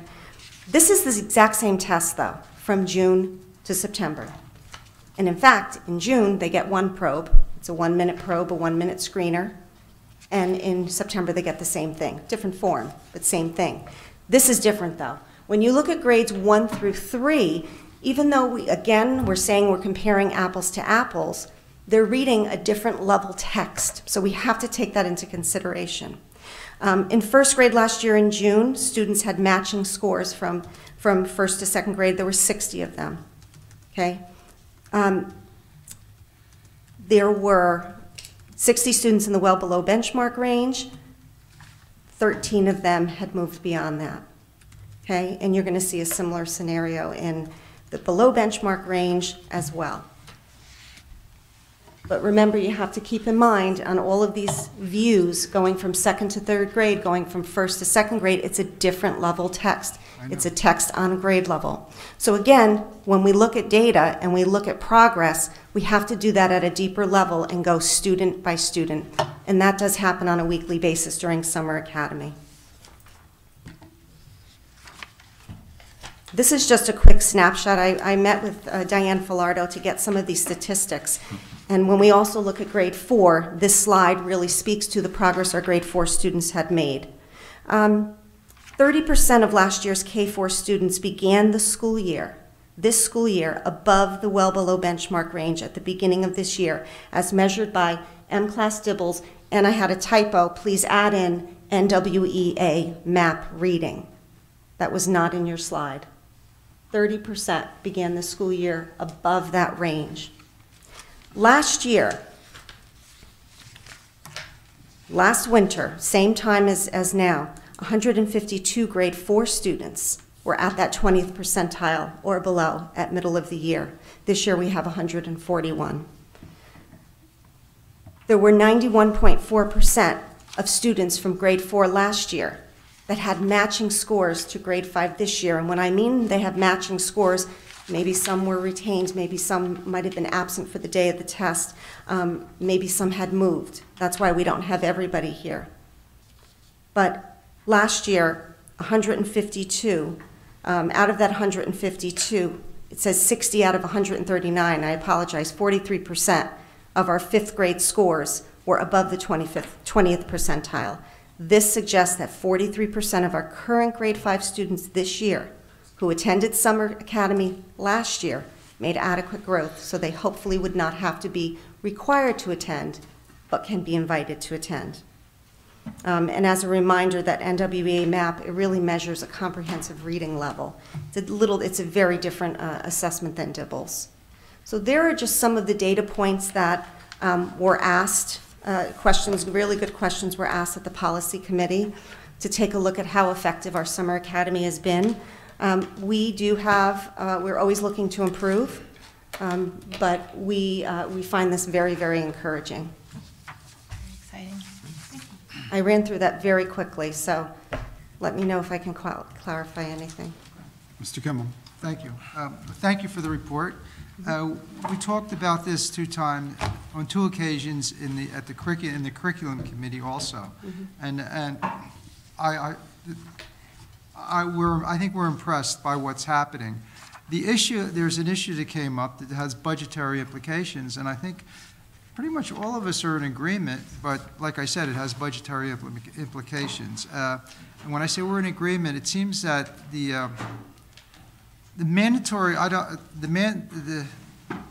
threshold for mandatory summer school is less than 20 percentile. That's too low, much too low, and that means there are a number of students who can be promoted each year without having to go into summer school and can find themselves in a terrible situation once they're in middle school and when they're not ready for high school, not anywhere near ready.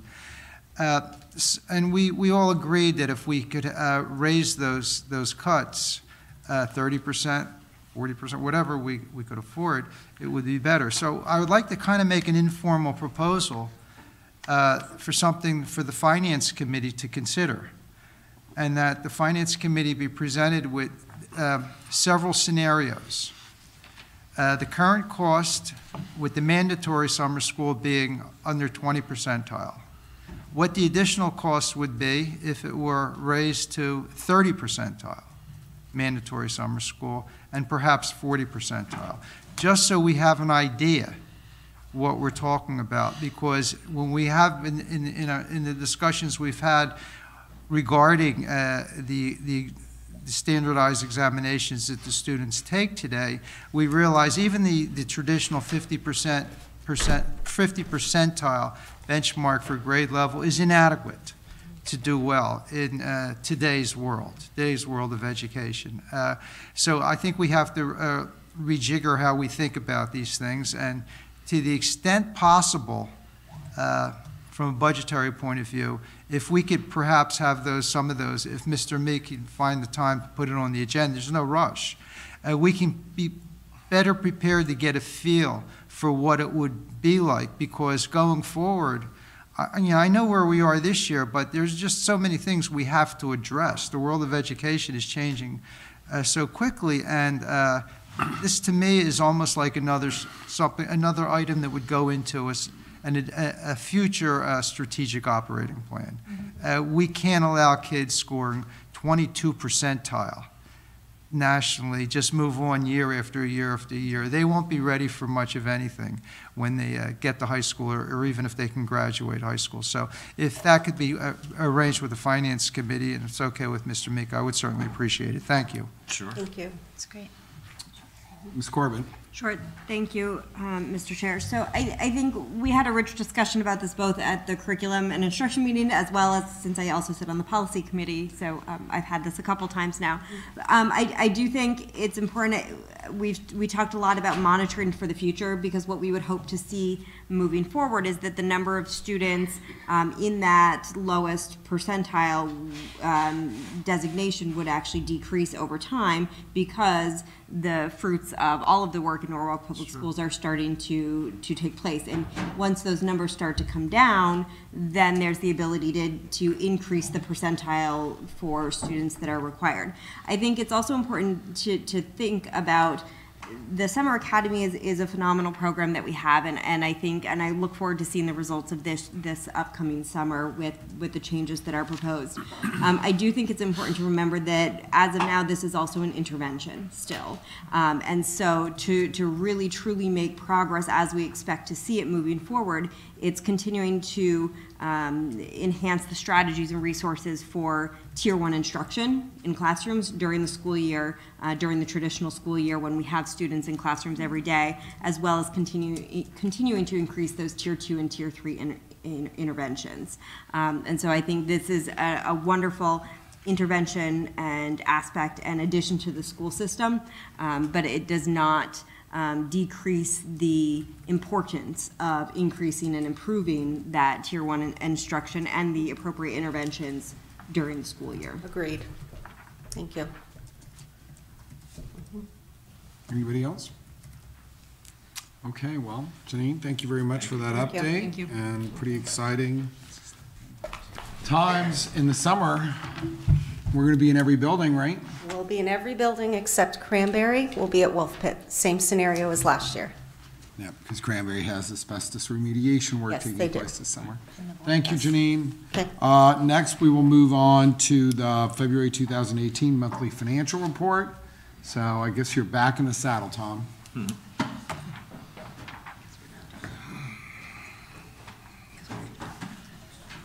Okay, you have the financial report in your packet. We're now 67% of the way through the fiscal year and 60% of the way through the school year. As you can see on the summary report, we've spent about 54% of the budget total, so we are tracking on budget. We're in good shape. There's really nothing extraordinary to report. Everything looks good. I will just point out a couple of things. One is on the front page, the 500 series account, you'll see a negative monthly actual in the 500 series accounts of about 1.8 million. And then if you look at the backup on the 500 series accounts, you'll see that that is for the receipt of the excess cost grant, which we received in the month of February. So that's on page 5 of the report. You'll see that the district received about $3.2 million in excess cost grants based on the filings that we had submitted to the state. So that's the reason there's a negative number there, and that's as expected. Just to highlight a couple of accounts, I know that Mr. Meek is frequently interested in the substitute accounts. Year to date on the 3 substitute accounts, you'll see that we've spent $1.1 million through February. That compares to $1,425,000 at the same time last year. So we're down by, about 23% at this point. So, so I think that's certainly favorable news. The other accounts, I just wanted to point out the special education accounts, which in years past we have focused on because they've been areas of trouble for us. If you look at the 3 500 series accounts, one we just talked about, the excess cost grant, but the 562 account and the 563 account are our out-of-district tuition accounts, and both of those accounts are running significantly below last year's spending at the same time. So the 563 account, we spent 56% of the budget, or $4.9 million. At the same time last year, we had spent $5.9 million out of that account. So I think this is further confirmation that we are, in fact, starting to see the fruits are finally really being realized from the investments that we've been making in the Special Ed Development Fund. In the 562 account, again, and this is the tuition to other local education agencies, so these would be other school districts, or typically CES or other state-run schools. where we've spent $684,000 year-to-date versus a spend rate last year of $1,391,000. So that's down substantially as well. And then finally, on the, just to again talk about the special education, the other account that we do monitor certainly is the 330 account, and that is other professional and technical services. So that's where the outside contractors, BCBAs, and other contractors who work for the district are paid from. And there you'll see we've spent $3.5 million year-to-date compared to a spend last year of $3.9 million. So again, I think it's all good news. There's really nothing in here to report of any problems at this point. We believe we're running on budget and are going to end the year in good shape. Mr. Chair? Yes. I'm wondering if Ms. Gorovich could answer a couple questions regarding the special education transfers. Is that allowed? These are reclasses. I thought this was answered in an email. These are just simple reclasses that we voted on consent. Right. Yeah, I think there was an email, I believe, that Kristen Karschmidt sent out about that. My concern is, I'm wondering if we're making savings in our out-of-district placements through denials of placement, and I think we need to balance that very carefully because those denials can turn into complaints, which can turn into due process, and they end up being more expensive. My second comment is, it's excellent that 330 is coming in low, but I know we have a dearth of speech and language pathologists, and I think we need to look at making sure, I know it's probably due to shortage in the state, a staffing availability shortage, but I just want to, I am all for savings in special education. I just want to make sure that we're not being penny wise and pound foolish in the long run.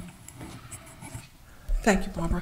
If you look at personnel costs, you'll see some mild increases there as we hire our own staff, train our own staff. I think tonight's highlight is, a spotlight was a celebration of that, where those were previously contracted out or outplaced students.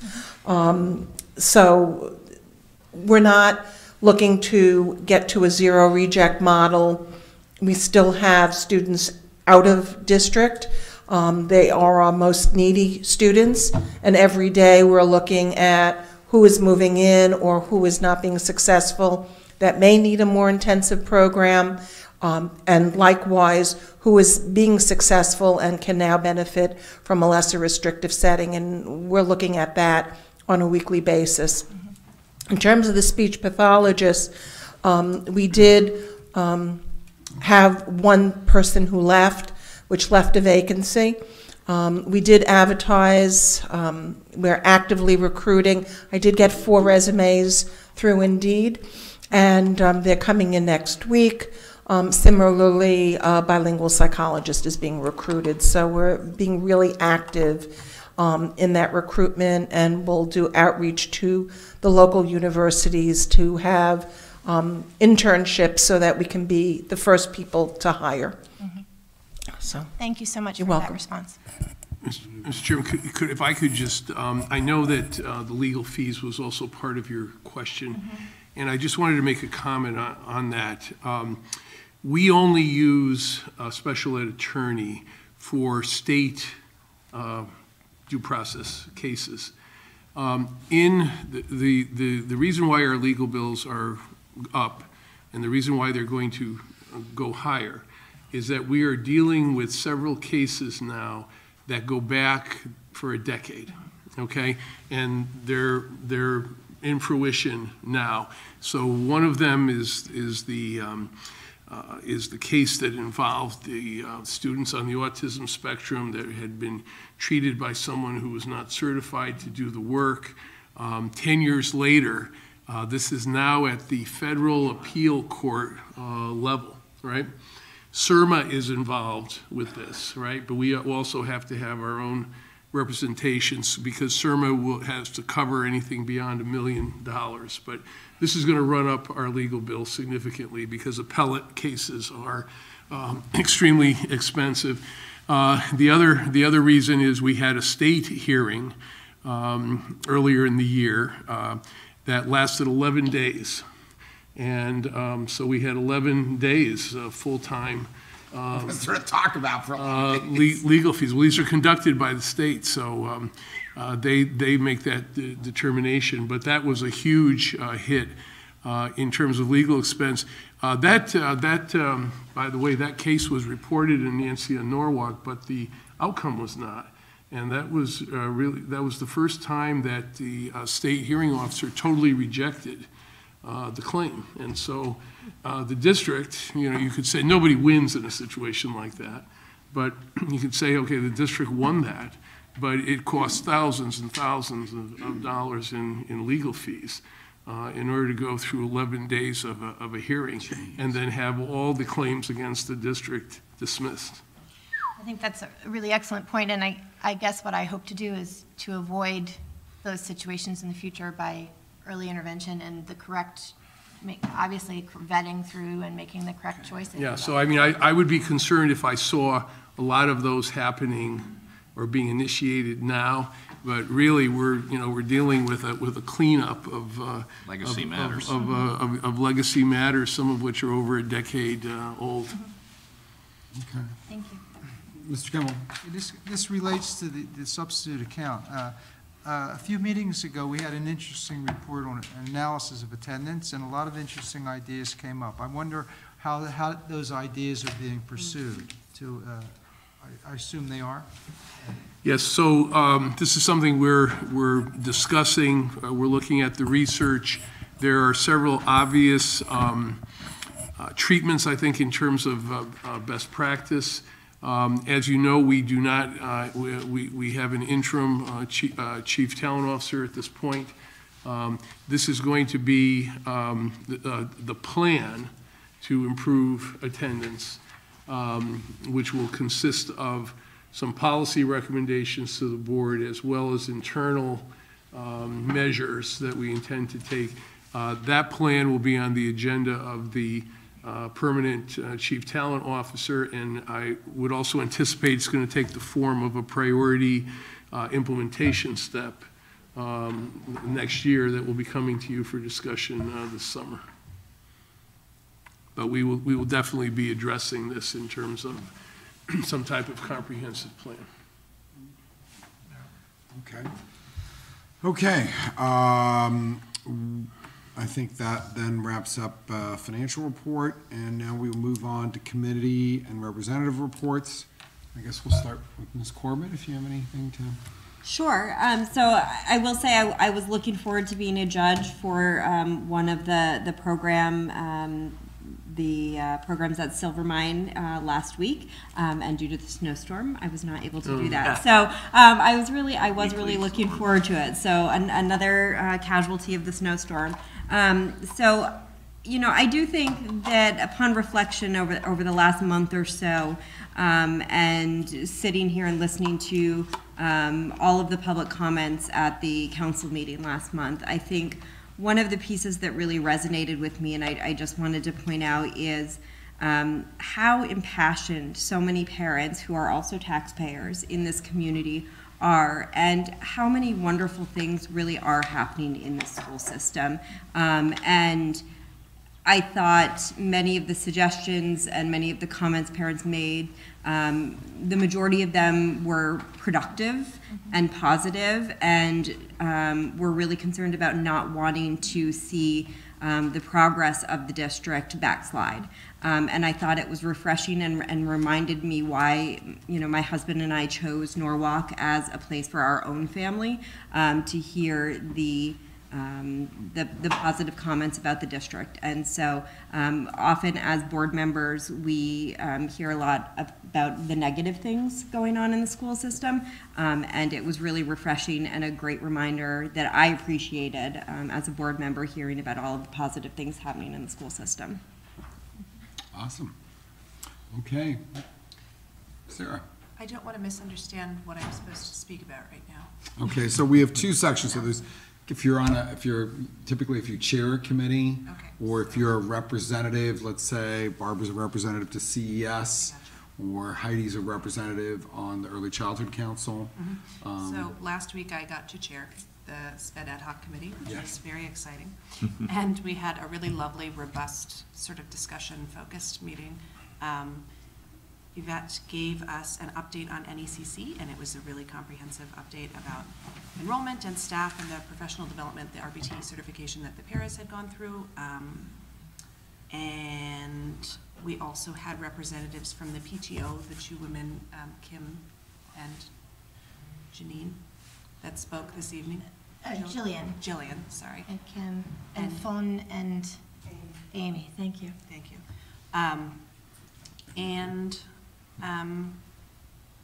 The meeting was, as I said, there was a lot of discussion that went on in the meeting, but it was very valuable to listen to the experiences of the parents and the tremendous progress that has been made over the course of the year, and also a couple of areas that could still use attention and focus that are being focused on. So I'm trying to think if there's anything else that I can. Yeah, and then we also spoke some about the goals for NECC for next year. So it was very focused on NECC. Sounds great. Yeah. Mr. Lyons. The food service workers approved the contract in their vote. That completes all the contract negotiations in this round. We don't have anything to do for quite a while there. The lawyers are going to put that in a final form that will come back to us for a vote. There's a couple of grievances pending that have not been scheduled. We're waiting for staff, the attorneys to set those up for hearing, and then the committee will hear those. Okay, great. I wear a few hats, but the main one is probably chairing the facilities committee. And a number of things have been happening there. So to understand the process, we have two projects underway. One is Ponus Ridge and the other is Columbus at Ely. At Ponus Ridge is a little further ahead, and by about maybe not quite a month. And they have chosen a design, and we have hired Newfield Construction, which is doing the estimates, cost estimates. They have done their first stab at the cost estimates, which did come in a little higher than anticipated. I think I emailed all of you, but the superintendent and I met with representatives on the city side to kind of see where we were, what options there were, and that's still outstanding to try to figure out how to best proceed there. The Columbus project, they did choose a plan for the building, and that is now with the cost estimators. We will get those estimates the first week of April, at the end of the first week of April. So I say both those projects are moving along, and in the capital budget for this 18-19 year, there's $400,000, which is meant to be the seed money to start the plans for the Jefferson renovation project, as well, renovation is new, as well as the IV school at Chestnut Street, which is the old Columbus school. So that project, there'll be an ed specs committees formed, I guess, this time next year, or a little earlier, and, ed specs will be filed with the state by June 30th of 2019. Last night, there was a meeting of District B Democrats who suddenly realized they wanted an update and wanted to understand where things were with the projects in South Norwalk, particularly Columbus at Ely. So I was there with Alan Lowe and our project manager, Jim Giuliani, and we made a presentation and really kind of had the same discussion we've had before. There wasn't really, even though we had this beautiful new building plan, which I think anyone would be really psyched to have in their neighborhood, that kind of was ignored, and their questions and everything else all revolved around the same issues we were talking about 18 months ago. So it was a little disappointing, but needless to say, they did get to see the plan because we have just chosen the building plan, and gave an update of where we are in that process. So that's what's going on with the facilities committee at this point in time. Mr. Meek. Thanks. Finance did not meet at the regular scheduled time. Actually, we were here addressing the council, so that was a good use of the time. And I believe we're going to cancel the April meeting as well, or postpone it, just because it coincides with spring break.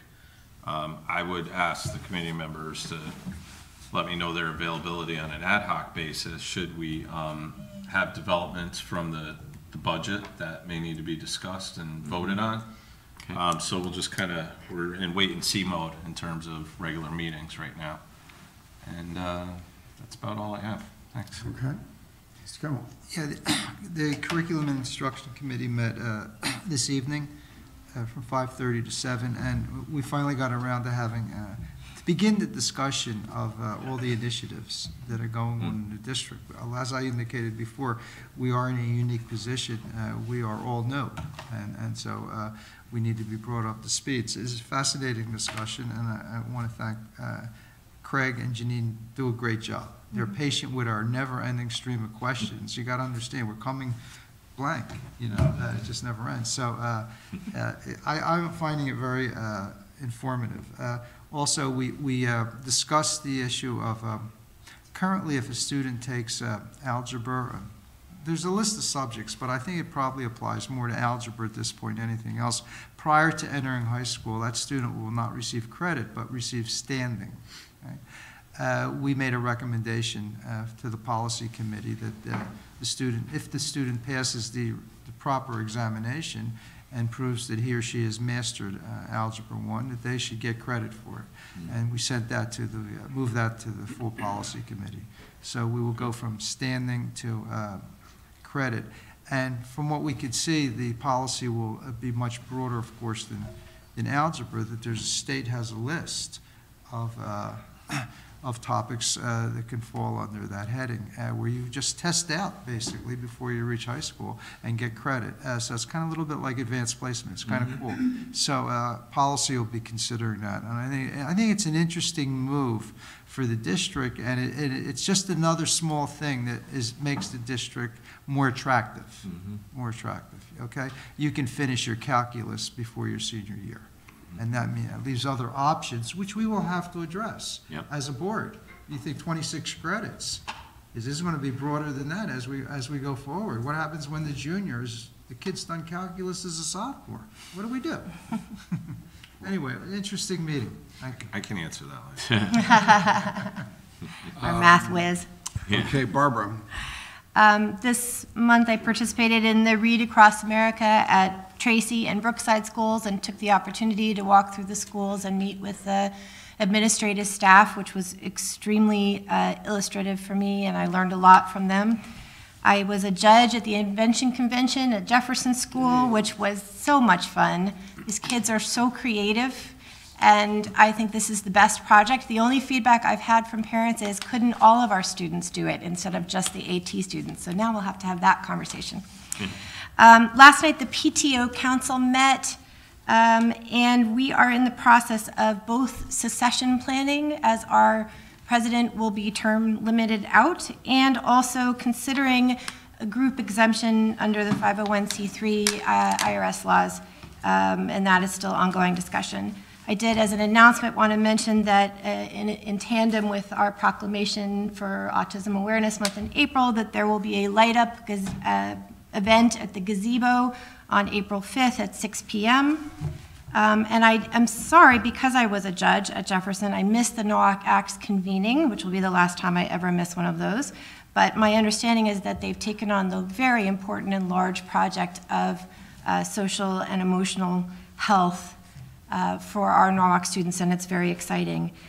Personally, I am in the process of immersing myself in a ton of research that Ms. Gorovich has shared with me in preparation for our workshop next month on the AT redesign. So that's what's on my plate. Okay.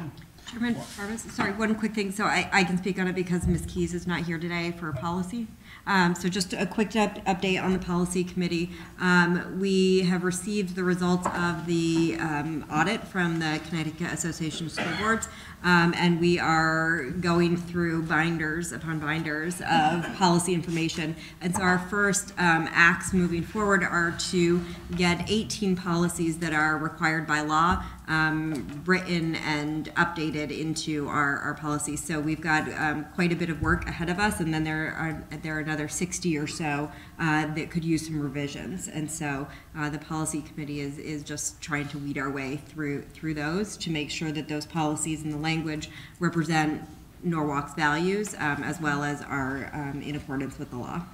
It's very exciting. Thank you, Julie. Are there any board member announcements? We can start at your end and work back, but I think board announcements, we're kind of thrown in with that. I think we did There's a combination, so now we're going to move on to approval of minutes. So the first would be the February 6th, 2018 minutes. I was not here for those, but if I could have a motion for approval. Brian Meek, seconded by Julie Corbett. Any discussion or corrections? Hearing none, all in favor? Any opposed? Abstentions? I will abstain. Now we'll do the February 20th minutes. Motion for approval. Brian Meek, seconded by Mr. Lyons. Any corrections? Hearing none, all in favor? Unanimous, I guess, or Sarah is abstaining, so 6-0-1. And then March 6th, motion for approval. Mr. Lyons, second. Mr. Kimmel, any discussion or corrections? Hearing none, all in favor? Abstain. Okay, so 6-0-1 again. Thank you very much. That concludes tonight's meeting. And Move to adjourn. Moving to adjourn. Mr. Lyons, all in favor? Unanimous, thank you. All right. Good